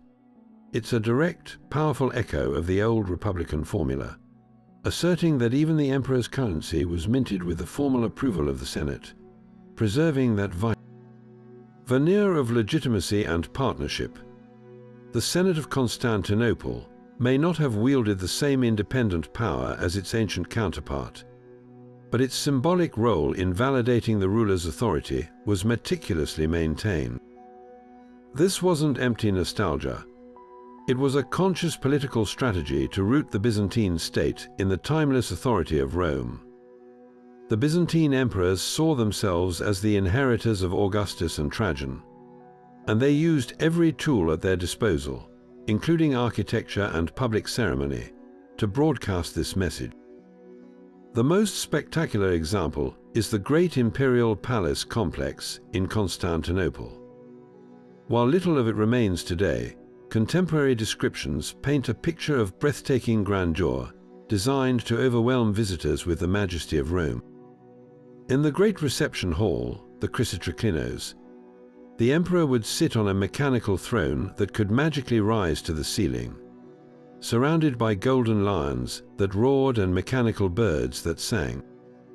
This was not just entertainment. It was a carefully staged demonstration of the emperor's semi-divine, cosmic authority. And in the nearby hippodrome, the city's massive chariot racing stadium, the factions of the Blues and the Greens would roar their acclamations, or their criticisms directly to the emperor watching from his box. This public dialogue, however orchestrated, was a direct descendant of the relationship between the Populus Romanus and their leaders in the Old Forum. The crowd was, in its own loud and often dangerous way, a political body, and the emperor had to manage its approval. This complex dance between autocrat and populace, mediated by the lavish spectacle of the games, was the Byzantine evolution of the SPQR Compact. The emperor was the absolute ruler, but he ruled for the people, and his legitimacy depended on their acceptance, or at least their acquiescence, which was carefully cultivated through bread, circuses, and the unshakable idea that he was the guardian of the Roman world. This adaptation ensured that the spirit of SPQR, the idea of a state defined by its people and its governing institutions, lived on long after the legions had left Britain and the Senate house in the Roman Forum had fallen into silence. Centuries after the last Western emperor faded into history, in the bustling, competitive city-states of Italy, A remarkable revival was underway. The long slumber of classical learning was ending, replaced by a fervent hunger for the wisdom of the ancient world. As scholars dusted off forgotten manuscripts by Cicero and Livy, and as artists studied the proportions of unearthed Roman statues, they didn't just rediscover a lost civilization. They rediscovered a powerful political ideal, perfectly encapsulated by those four letters, SPQR. To the thinkers of the Renaissance, this was not a dry archaeological find. It was a revelation, a blueprint for a new kind of society. They looked at the medieval world of kings and feudal lords and saw a system based on inherited privilege and divine right, a stark contrast to the Roman Republic's ideal of civic participation and shared governance. In the acronym SPQR, Renaissance humanists found the embodiment of republican virtue, a system where citizens, through their talent and engagement, actively shaped their own destiny. This was the core of what we now call civic humanism, the belief that the highest calling of an individual was to contribute to the public good, to participate in the political and cultural life of their city, just as the Roman senators and citizens had done. The phrase Senatus Populusque Romanus became a mantra for this new way of thinking. It represented a state that belonged to its people, governed by laws and reason rather than the whim of a single monarch. For intellectuals and artists living in places like Florence, Venice, and Siena, which were themselves independent republics fighting off the encroachment of larger monarchies, this Roman model was incredibly potent and directly relevant. They saw in ancient Rome a mirror of their own struggles and aspirations. This intellectual current manifested in spectacularly visible ways. Walk through Rome itself during the Renaissance, and you would see the ancient acronym being consciously and proudly resurrected. Popes, who were not just spiritual leaders, but also temporal rulers of the papal states, began to use SPQR extensively in their building projects and on public monuments. They stamped it on manhole covers, carved it into the facades of new palaces, and inscribed it on fountains. Why would the head of the Catholic Church, an absolute monarch in his own domain, embrace a symbol of a pagan republic? It was a brilliant act of political appropriation. By adopting SPQR, the papacy was laying claim to the legacy and authority of ancient Rome. It was a way of saying, we are the true heirs to this city's grandeur and power. This wasn't about promoting republicanism. It was about using a universally recognized symbol of legitimacy to bolster their own rule, connecting their spiritual authority to the timeless prestige of the Roman state.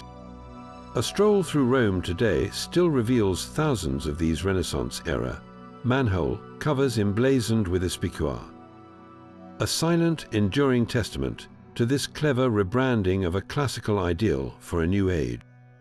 The influence, however, spread far beyond the Pope's domain and deep into the world of art and political thought. The great Renaissance painter Raphael, in his famous fresco, The School of Athens, depicts a gathering of the greatest minds of classical antiquity. While the figures are Greek philosophers, the architecture that surrounds them is purely, gloriously Roman. This visual choice was intentional.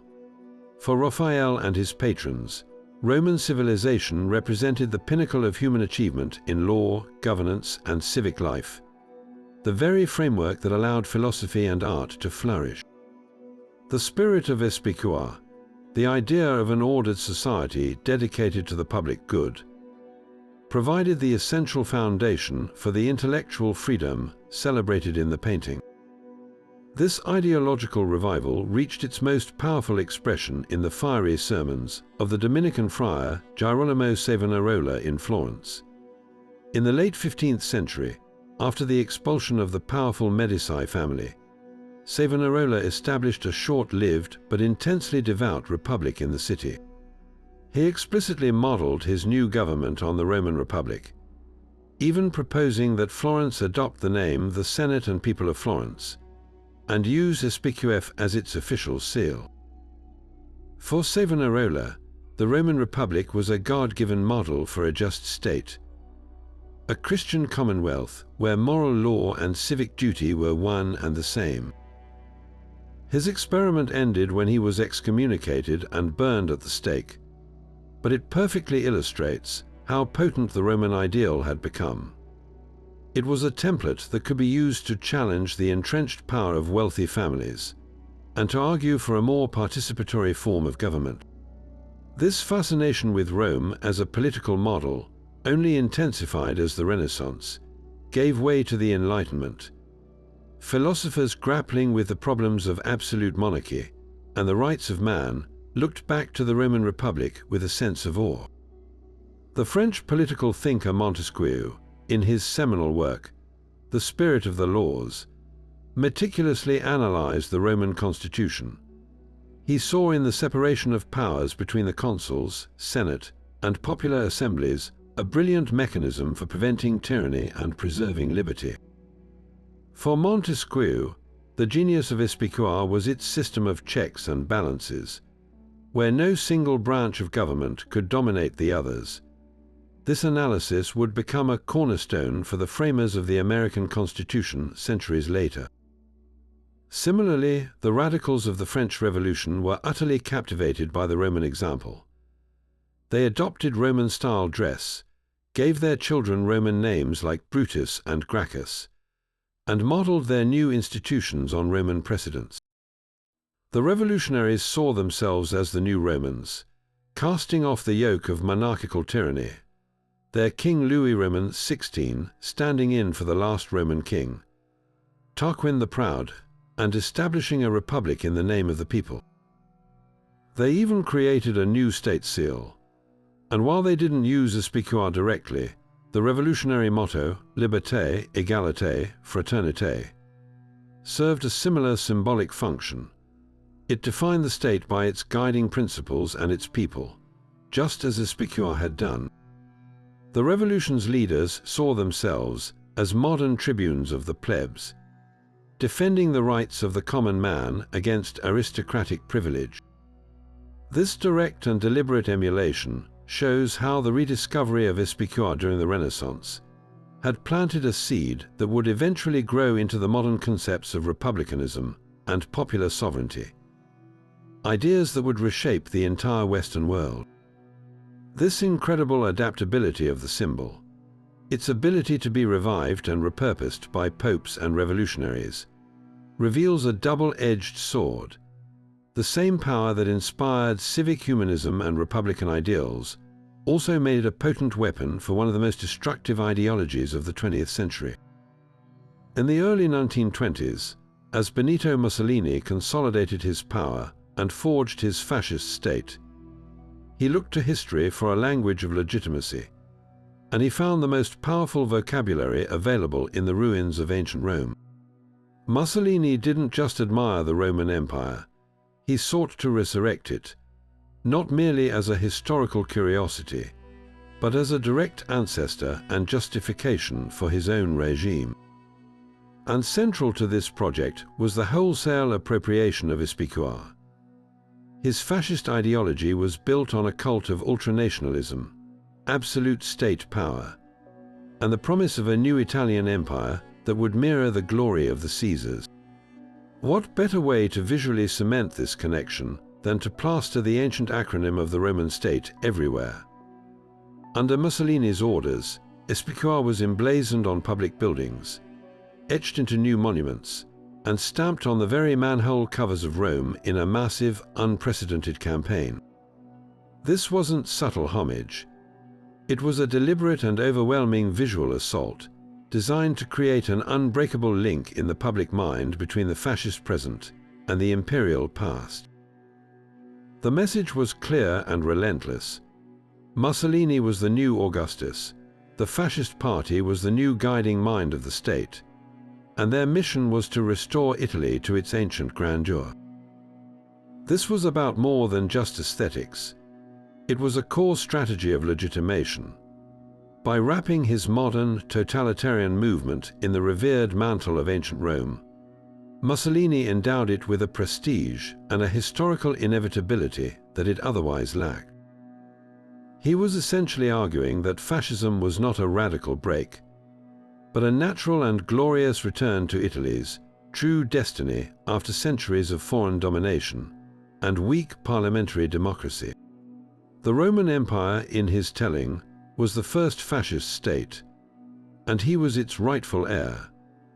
This appropriation extended far beyond the acronym itself into a full-scale revival of Roman imagery. Mussolini ordered the excavation of ancient sites like the imperial fora, not just for archaeology, but to create a dramatic backdrop for his speeches, literally standing amidst the ruins of empire to announce the birth of a new one. He promoted the idea of Romanità, or Romanness, a cultural movement that glorified all things Roman and presented fascist Italians as the direct descendants of the legions. The infamous fascist salute itself was a direct imitation of the Roman salute, depicted in statues and on film, a physical embodiment of the connection he was forging. Even in architecture, the stark, imposing and massive style of fascist buildings, with their bare concrete and minimalist classical lines, was meant to evoke the power and eternity of Roman structures like the Colosseum. In this carefully constructed universe, SPQR became the ultimate shorthand. When a young man in the fascist youth organizations saw those letters, he wasn't being reminded of the complex republican balance of power. He was being told that his personal duty was to obey the state, to fight for its expansion, and to subsume his own identity into the collective, just as a Roman legionary supposedly had. The symbol was stripped of its original, nuanced meaning: the partnership, the conflict, the civic engagement, and was flattened into a blunt instrument of state worship and nationalist fervor. It no longer stood for the Senate and people, but for the unquestionable authority of the fascist state over the people. This was perhaps the most sinister twist in the long history of SPQR. A symbol born from an idea of shared governance, however imperfect, was twisted into a banner for a totalitarian system that tolerated no sharing of power whatsoever. Mussolini's use of the acronym demonstrates the dark potential of historical symbols. When divorced from their original context and complexity, they can be hollowed out and filled with a new, often dangerous, meaning. The legacy of Rome was not a single, static thing. It was a rich tapestry of different political systems and ideas. But by focusing exclusively on the imperial, militaristic, and authoritarian aspects, Mussolini created a potent and seductive myth, one that used the undeniable power of the past to legitimize the horrors of the present.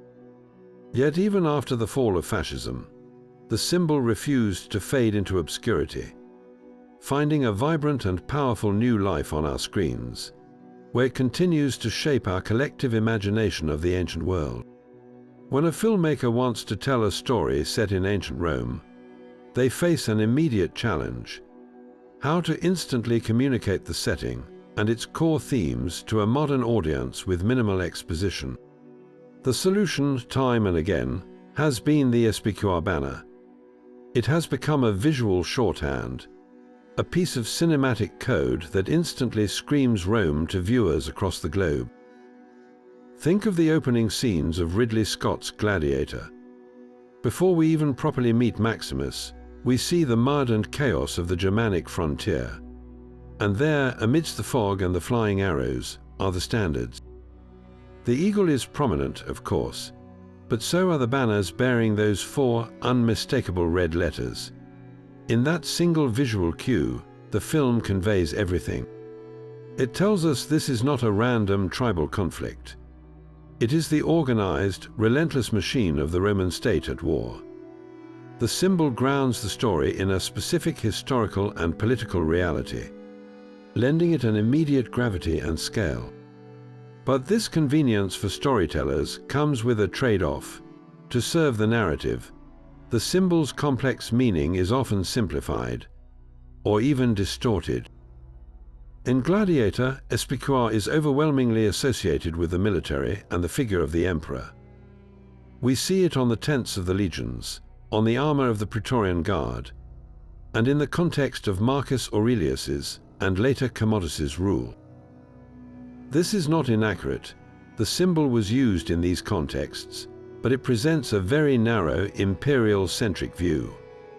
The film's plot revolves around a struggle for the throne, and SPQR becomes a symbol of that imperial power, the prize for which the characters are fighting. We get almost no sense of the Populus Romanus.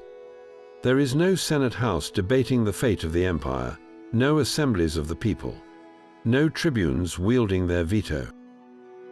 The complex partnership the acronym originally described is flattened into a simple emblem of autocracy.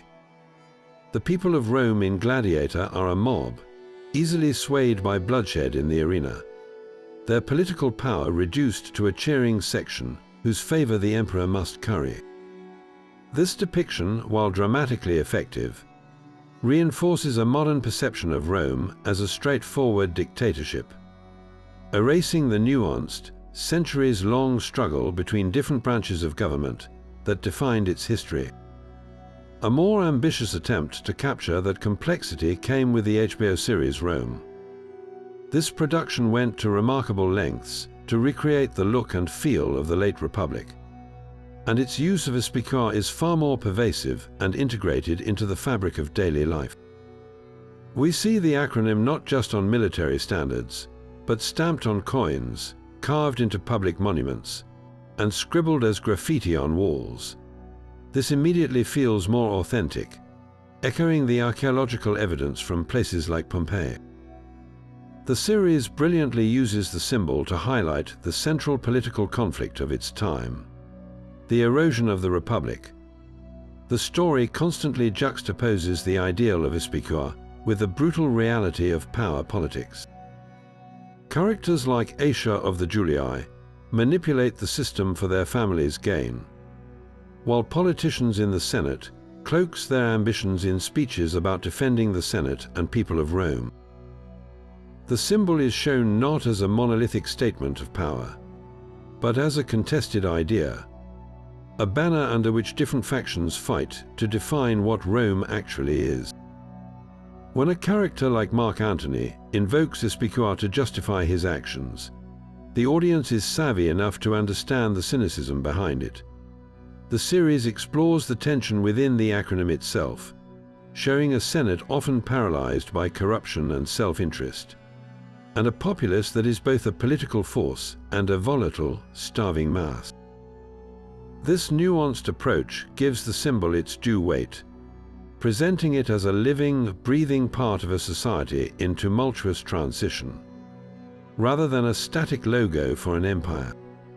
Video games have taken this immersion a step further, allowing players to interact with the symbol directly. In a title like Rise, Son of Rome or Total War, Rome Roman 2, the player commands legions whose shields and banners are emblazoned with SPQR.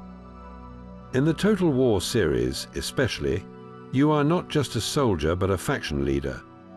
You manage the Senate's approval, you respond to the demands of the plebeians, and you conquer new provinces in the name of the Senate and people of Rome. This interactive experience can foster a deeper, more intuitive understanding of the Roman worldview. The player internalizes the fact that expansion and military glory were undertaken in the name of this collective entity. However, these games also inevitably simplify the political reality. The intricate dance of patronage, the fierce electoral competitions, and the constant legalistic maneuvering of Roman politics are often boiled down to a simple public order meter or a Senate loyalty stat. The quotha and that binds the Senate and people becomes a game mechanic to be managed, not a profound ideological concept to be grappled with. This gamification makes the history accessible, but can also obscure its true complexity, reducing the vibrant, chaotic, and often illogical world of Roman politics into a clean, predictable system of cause and effect. The collective impact of these pop culture depictions is immense, forming the primary way most people today encounter and understand ancient Rome. For the vast majority of the public, the Rome of gladiator and assassin's creed, brotherhood is Rome. When these productions consistently frame SPQR as a military insignia or an imperial seal, they cement a version of history that emphasizes autocracy and military might over civic participation and republican ideals. The symbol becomes synonymous with legions, emperors, and gladiatorial games, while its origins as a revolutionary statement of shared governance fade from view. This is not necessarily a failure on the part of filmmakers and game designers. Their job is to tell a compelling story, not to deliver a perfect historical lecture. But it does mean that as consumers, we have to be aware of the lens through which we are viewing the past. These creative works are interpretations, not documentaries. They use the powerful visual language of SPQR to build a world and drive a narrative.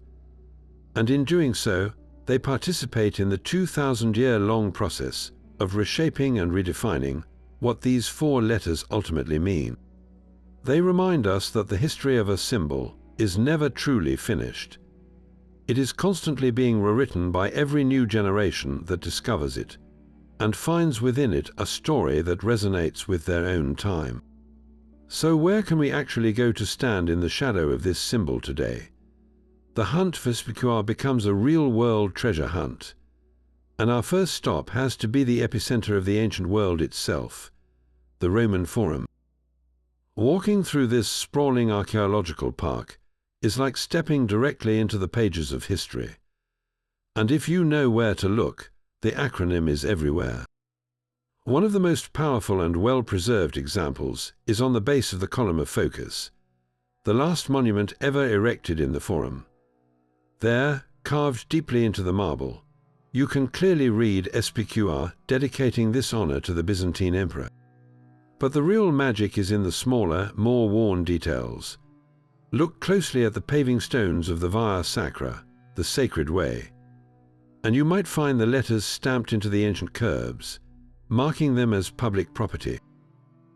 Examine the pedestals of long toppled statues, and you'll see it there, a ghost of the inscription that once credited the generosity of a senator or an emperor to the Senate and people.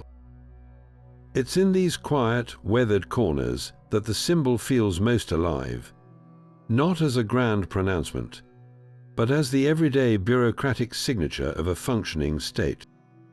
Just a short walk away, standing triumphantly at the entrance to the Forum, is the Arch of Titus, constructed to celebrate Titus's victory in the Jewish War and the sack of Jerusalem.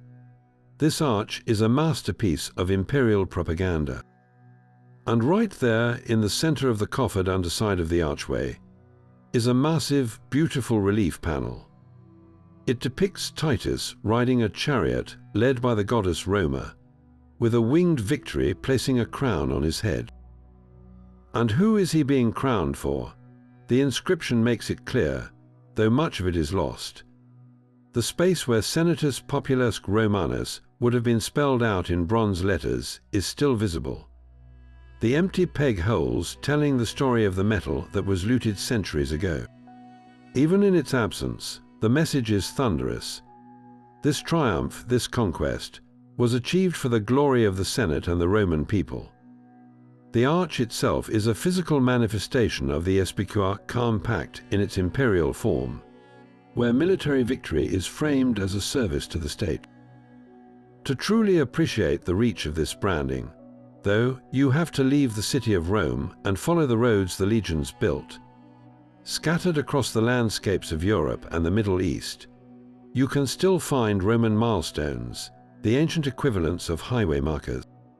Many of these worn stone pillars, standing in a field in France or beside a modern road in Turkey, bear inscriptions that begin with those four letters. They mark the distance to the next town and back to the golden milestone in the Roman Forum. the literal center of the world. For a traveler in the 2nd century, seeing SPQR carved into a milestone in a foreign land was a powerful reminder that no matter how far you journeyed, you were still within the organized, measured and controlled territory of Rome. It was a statement of possession and a promise of Roman order, stamped onto the very earth. But the most surprising and delightful survival of SPQR isn't in a museum or a ruin. It's under your feet on the streets of modern Rome. The city government has adopted the acronym as its official emblem, and it is stamped onto virtually every manhole cover, sewer grate, and public works access panel. You see it on trash trucks, on city building plaques, and on official documents. This creates a living, breathing link to the past that is unlike anything else. It's a continuous thread of civic identity, a 2,000-year-old administrative signature that is still in active use. When a Roman city worker today lifts a manhole cover stamped with SPQR, he is participating in the same basic civic maintenance that his ancient counterparts did, ensuring the water flows, the streets are clean, and the city functions. This modern usage transforms the symbol from a relic of a dead empire into a statement of enduring identity. It proclaims that Rome is not just a collection of ancient stones, but a living city that still draws its sense of self from that powerful ancient compact between its governing authority and its people. It's a daily, mundane, and yet profoundly poetic reminder that the idea of Rome never truly fell. It simply evolved, and its most powerful symbol evolved right along with it. But the legacy of SPQR is not confined to stone monuments and history books. It is literally embedded in the very words we use to describe our own political reality today. The linguistic threads connecting us to ancient Rome are so strong that we often use them without a second thought. And the acronym SPQR is a direct taproot into our modern political vocabulary. Let's start with the most obvious one, the word Senate. This term comes directly from the Latin senatus, which itself is derived from senex, meaning old man. Now, that might sound a little dismissive to our modern ears, but in the Roman context, it was a term of immense respect. The Senate was originally conceived as a council of elders, the paters or fathers, whose wisdom, experience, and knowledge of tradition would guide the state. This concept of a deliberative body of senior statesmen has proven to be one of Rome's most enduring exports. From the United States Senate to the French Senate, the very name of the institution is a direct homage to the Roman model. We have preserved not just the word, but the core idea it represents: a stable, deliberative legislative body intended to provide a counterweight to more populist or executive impulses. It's a fascinating continuity, a governing concept that has traveled over 2,000 years, carrying the weight of its original meaning while adapting to entirely new cultural contexts.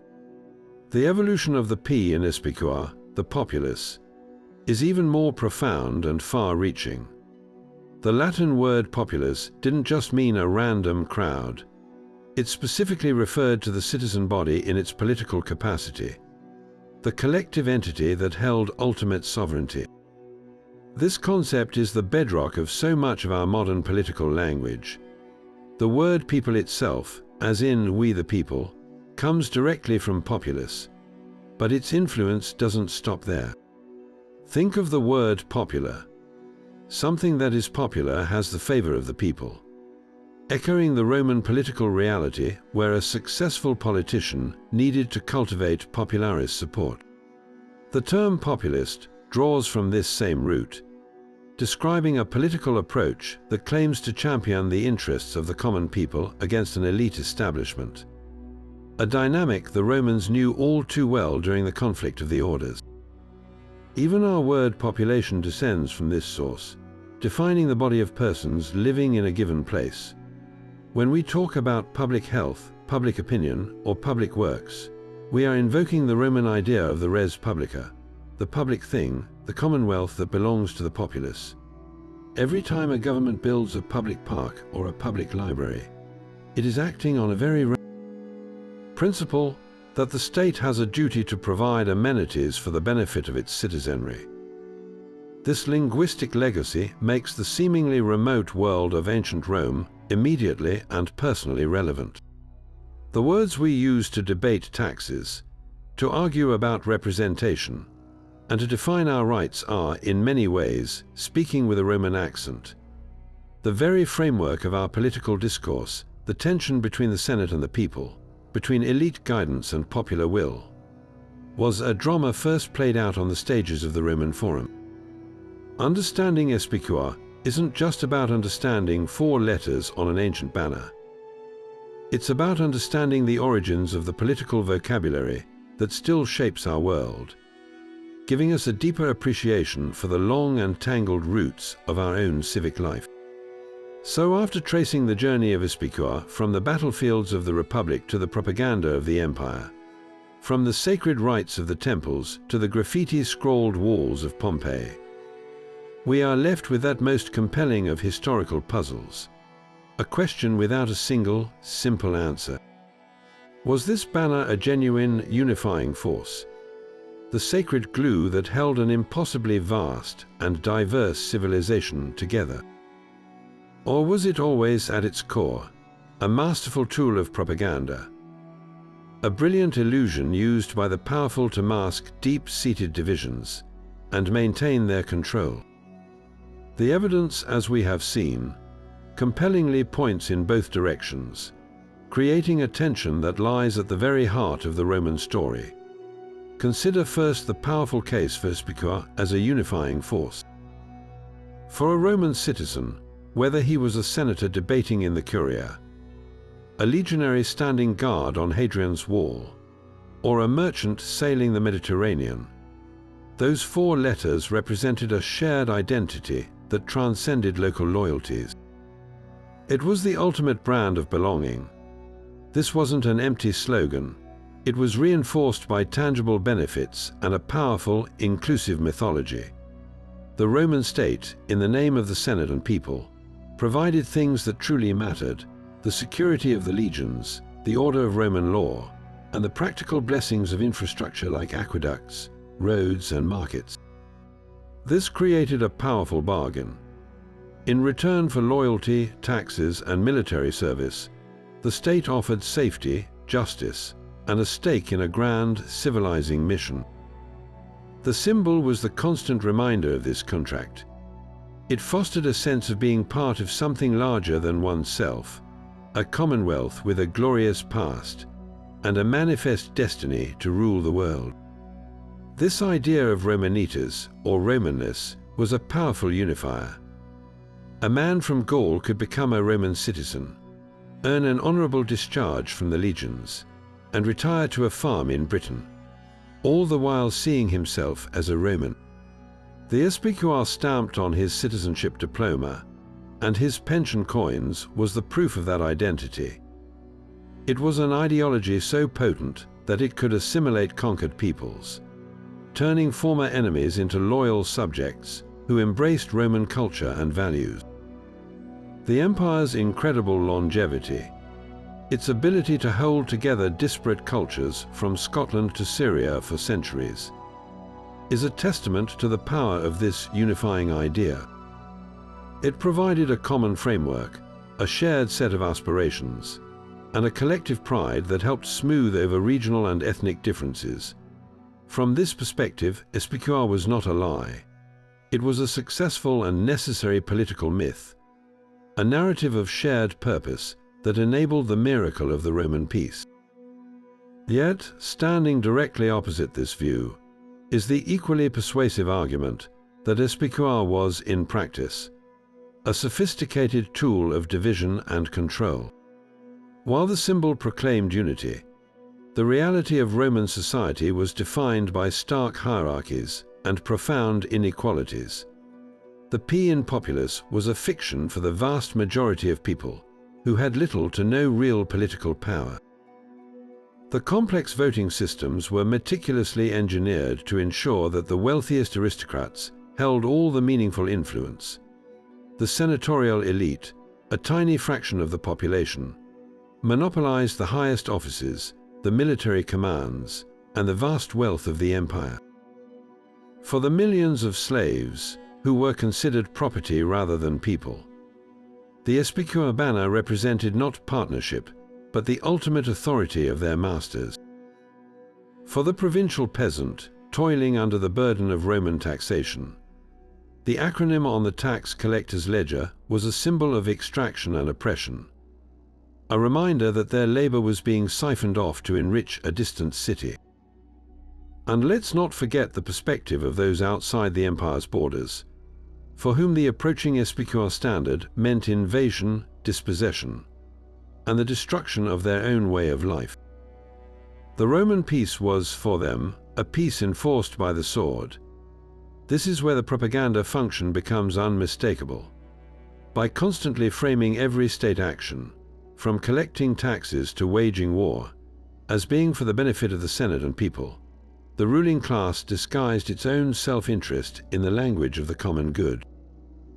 It was a brilliantly effective way to legitimize their power and preempt dissent. Why revolt against a system that claims to act in your name? The early emperors perfected this technique, using the revered republican symbol to cloak their autocracy, presenting themselves as the humble servants of SPQR, even as they wielded absolute power. The symbol served to naturalize these deep social divisions, making the immense gap between the rich and the poor, the powerful and the powerless, seem like a natural and unchangeable part of the cosmic order. From this angle, SPQR was the ultimate smokescreen, a magnificent piece of political theater designed to convince the masses that their subordination was, in fact, a form of partnership. Perhaps the most honest way to resolve this debate is to accept that SPQR was both things simultaneously. It was a paradox, containing within its four letters both the highest aspiration of the Roman state and its most profound hypocrisy. Its power and its danger lay precisely in this duality. The genius of the symbol was its flexibility.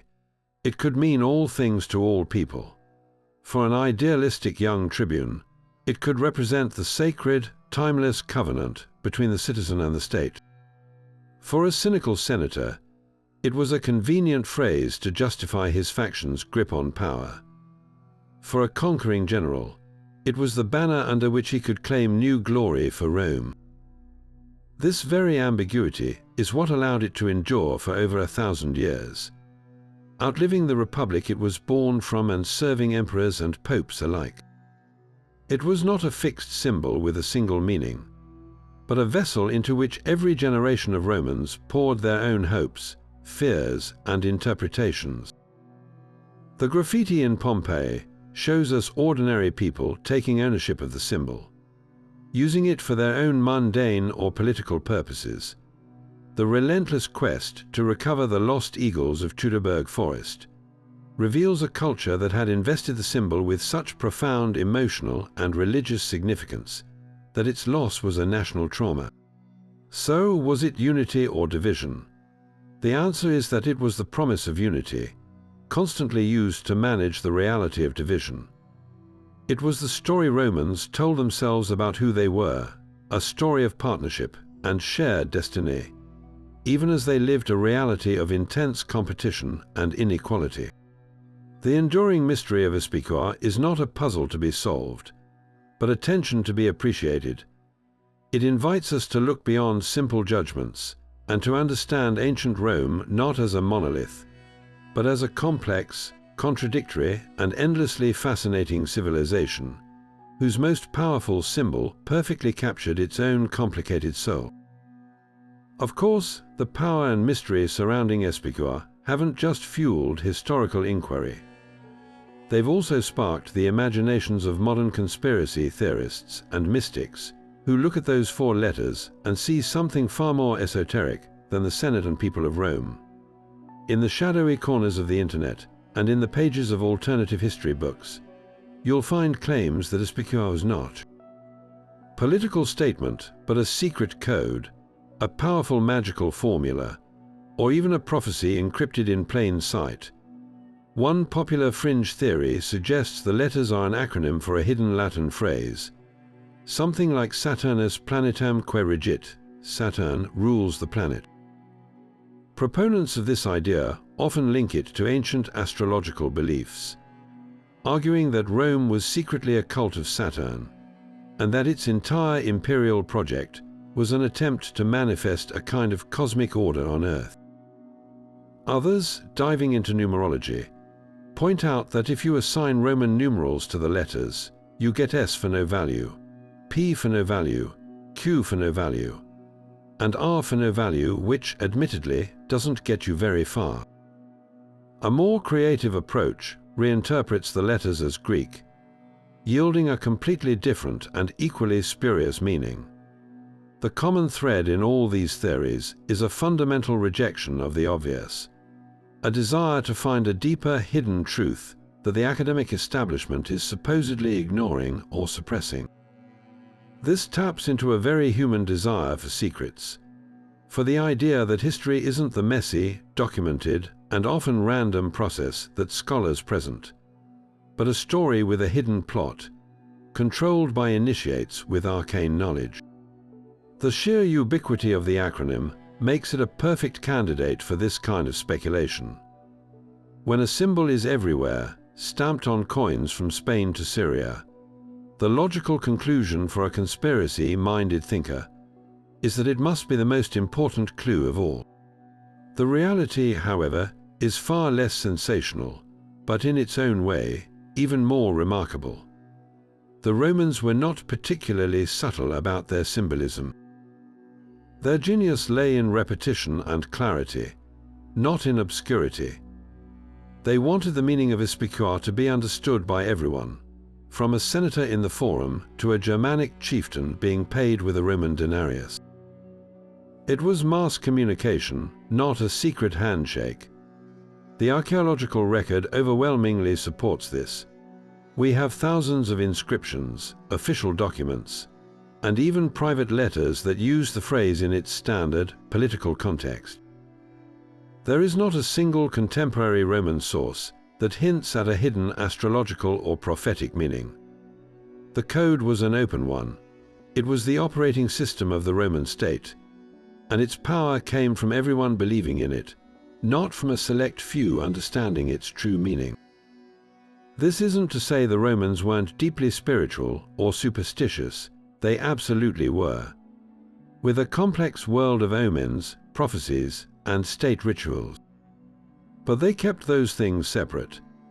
The Sibylline books, for example, were a collection of ancient prophecies consulted in times of crisis, and they were treated with the utmost secrecy by a special priesthood. SPQR, by contrast, was public-facing branding.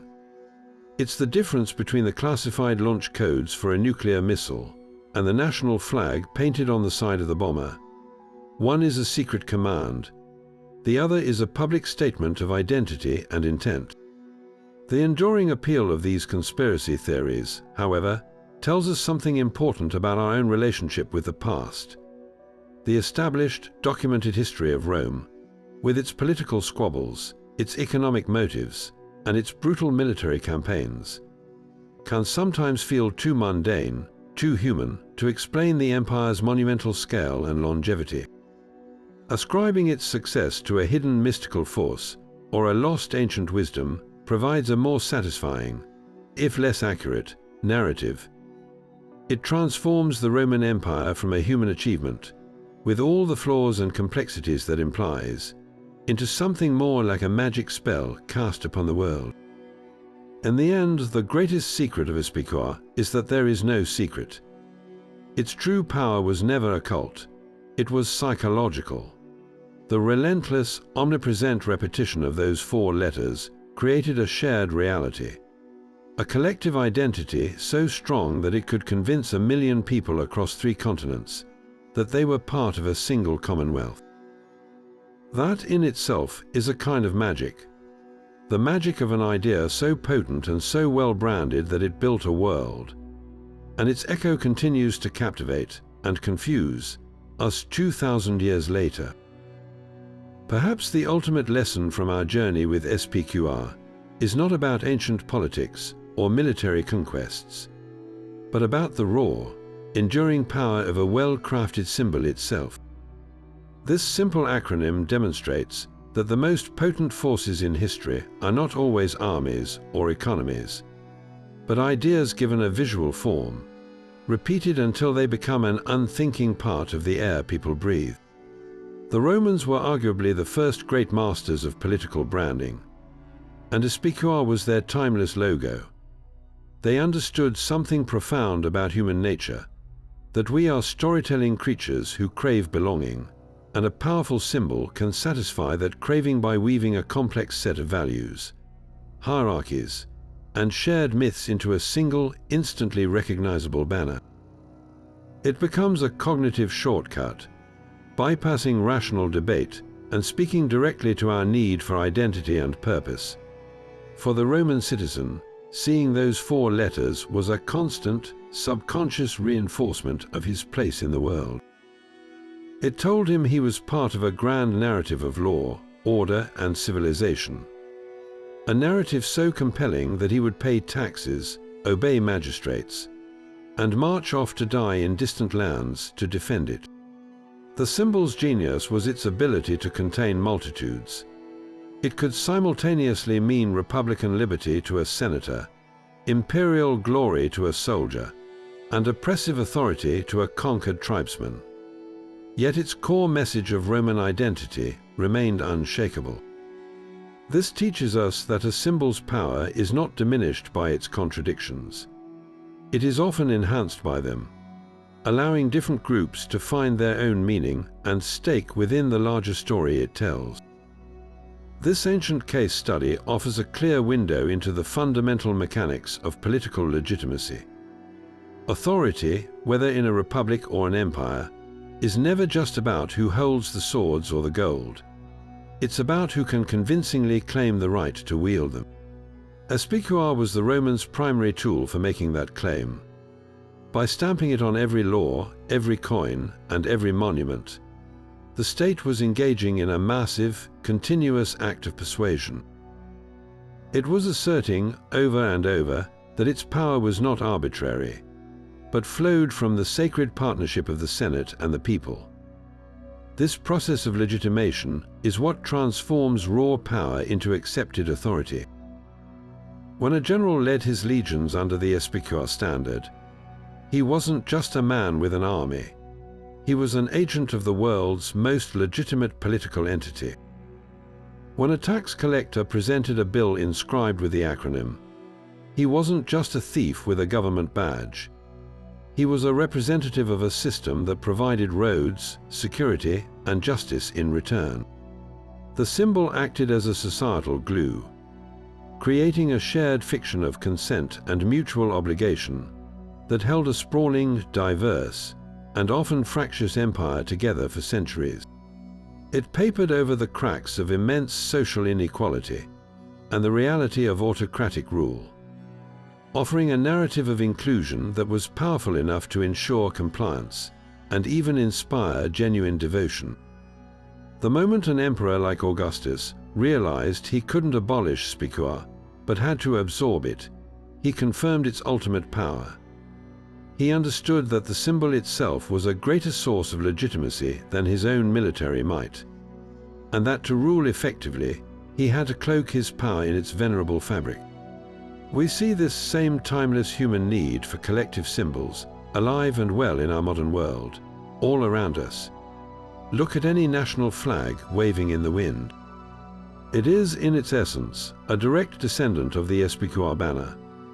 The American flag, with its stars and stripes, isn't just a piece of colored cloth. It's a physical embodiment of the idea of a federal republic, a union of states, and the abstract principles of life, liberty, and the pursuit of happiness. When people pledge allegiance to it, they are not pledging to the fabric, but to the complex set of ideals and the shared national story it represents. The same is true for national mottos. France's liberté, égalité, fraternité functions in much the same way as SPQR did. It's a concise, powerful phrase that defines the state's purpose and the values it purports to uphold, creating a sense of common identity among its citizens. These modern symbols perform the exact same functions as their Roman predecessor. They shape identity by telling people who they are collectively. They legitimize authority by linking the government to those shared ideals. And they inspire loyalty by giving citizens a tangible focus for their patriotism. They provide a sense of continuity and stability in a changing world, a link to a past that informs the present. And just like SPQR, these symbols can be contested, and their meanings can evolve. The same flag that represents freedom and democracy to one person can represent imperialism and oppression to another. The struggle over a symbol's meaning is, in many ways, a struggle over the soul of a nation, a modern echo of the ancient conflict between how the Senate and the people defined their own partnership. The story of SPQR, therefore, is not a dusty artifact, but a cautionary tale and a source of wisdom. It cautions us to look beyond the symbol itself and ask the difficult questions about the reality it represents. Does our modern SPQR, whether it's a flag, a motto, or a political slogan, genuinely reflect a healthy partnership between the governing and the governed? Or has it, like the imperial version of the acronym, become a mask for a system that benefits a powerful few while paying lip service to the many? The Roman experience teaches us that symbols are not inherently good or evil. They are tools of immense power that can be used to unite or to divide, to liberate or to control. Their durability is a testament to our profound human need to belong to something larger than ourselves, to be part of a story that gives our lives meaning and context. The four letters SPQR manage to tell a story compelling enough to build an empire and enduring enough to fascinate us 2 millennia later. That is the ultimate power of a political symbol. It can outlive armies, outlast empires, and continue to shape the way we think about power, identity, and community long after the civilization that created it has turned to dust. It reminds us that the stories we tell ourselves about who we are, and the symbols we choose to represent those stories, are among the most powerful and consequential forces we will ever encounter. From the blood-soaked soil of the Teutoburg forest to the gilded halls of the imperial palace, from the sacred fire of Vesta to the crude graffiti scrawled on a Pompeian wall, the journey of the SPQR banner reveals a truth far greater than its 4 simple letters. It was never a static emblem with a single meaning, but a living, breathing idea, constantly being fought over, reinterpreted, and redefined. It was the brilliant, contradictory heart of Rome itself, a symbol that promised a republic while legitimizing an empire, that spoke of popular sovereignty while masking profound inequality, and that offered a shared identity to millions, even as it justified the conquest of millions more. Its story is the story of Rome in microcosm, a tale of breathtaking ambition, ruthless pragmatism, and an ideological resilience so powerful that it outlasted the very institutions it was created to represent. This banner was more than a piece of cloth or a carved inscription. It was the psychological engine of an entire civilization, a masterclass in the art of power and the power of an idea. The next time you see those 4 letters, remember the vast and complex story they tell, a narrative written not just in stone and Senate records, but in the hopes, fears, and blood of countless generations. What symbols define our world today, and what complex, untold stories might they one day reveal? Share your thoughts in the comments below, and don't forget to subscribe for more journeys into the mysteries of the ancient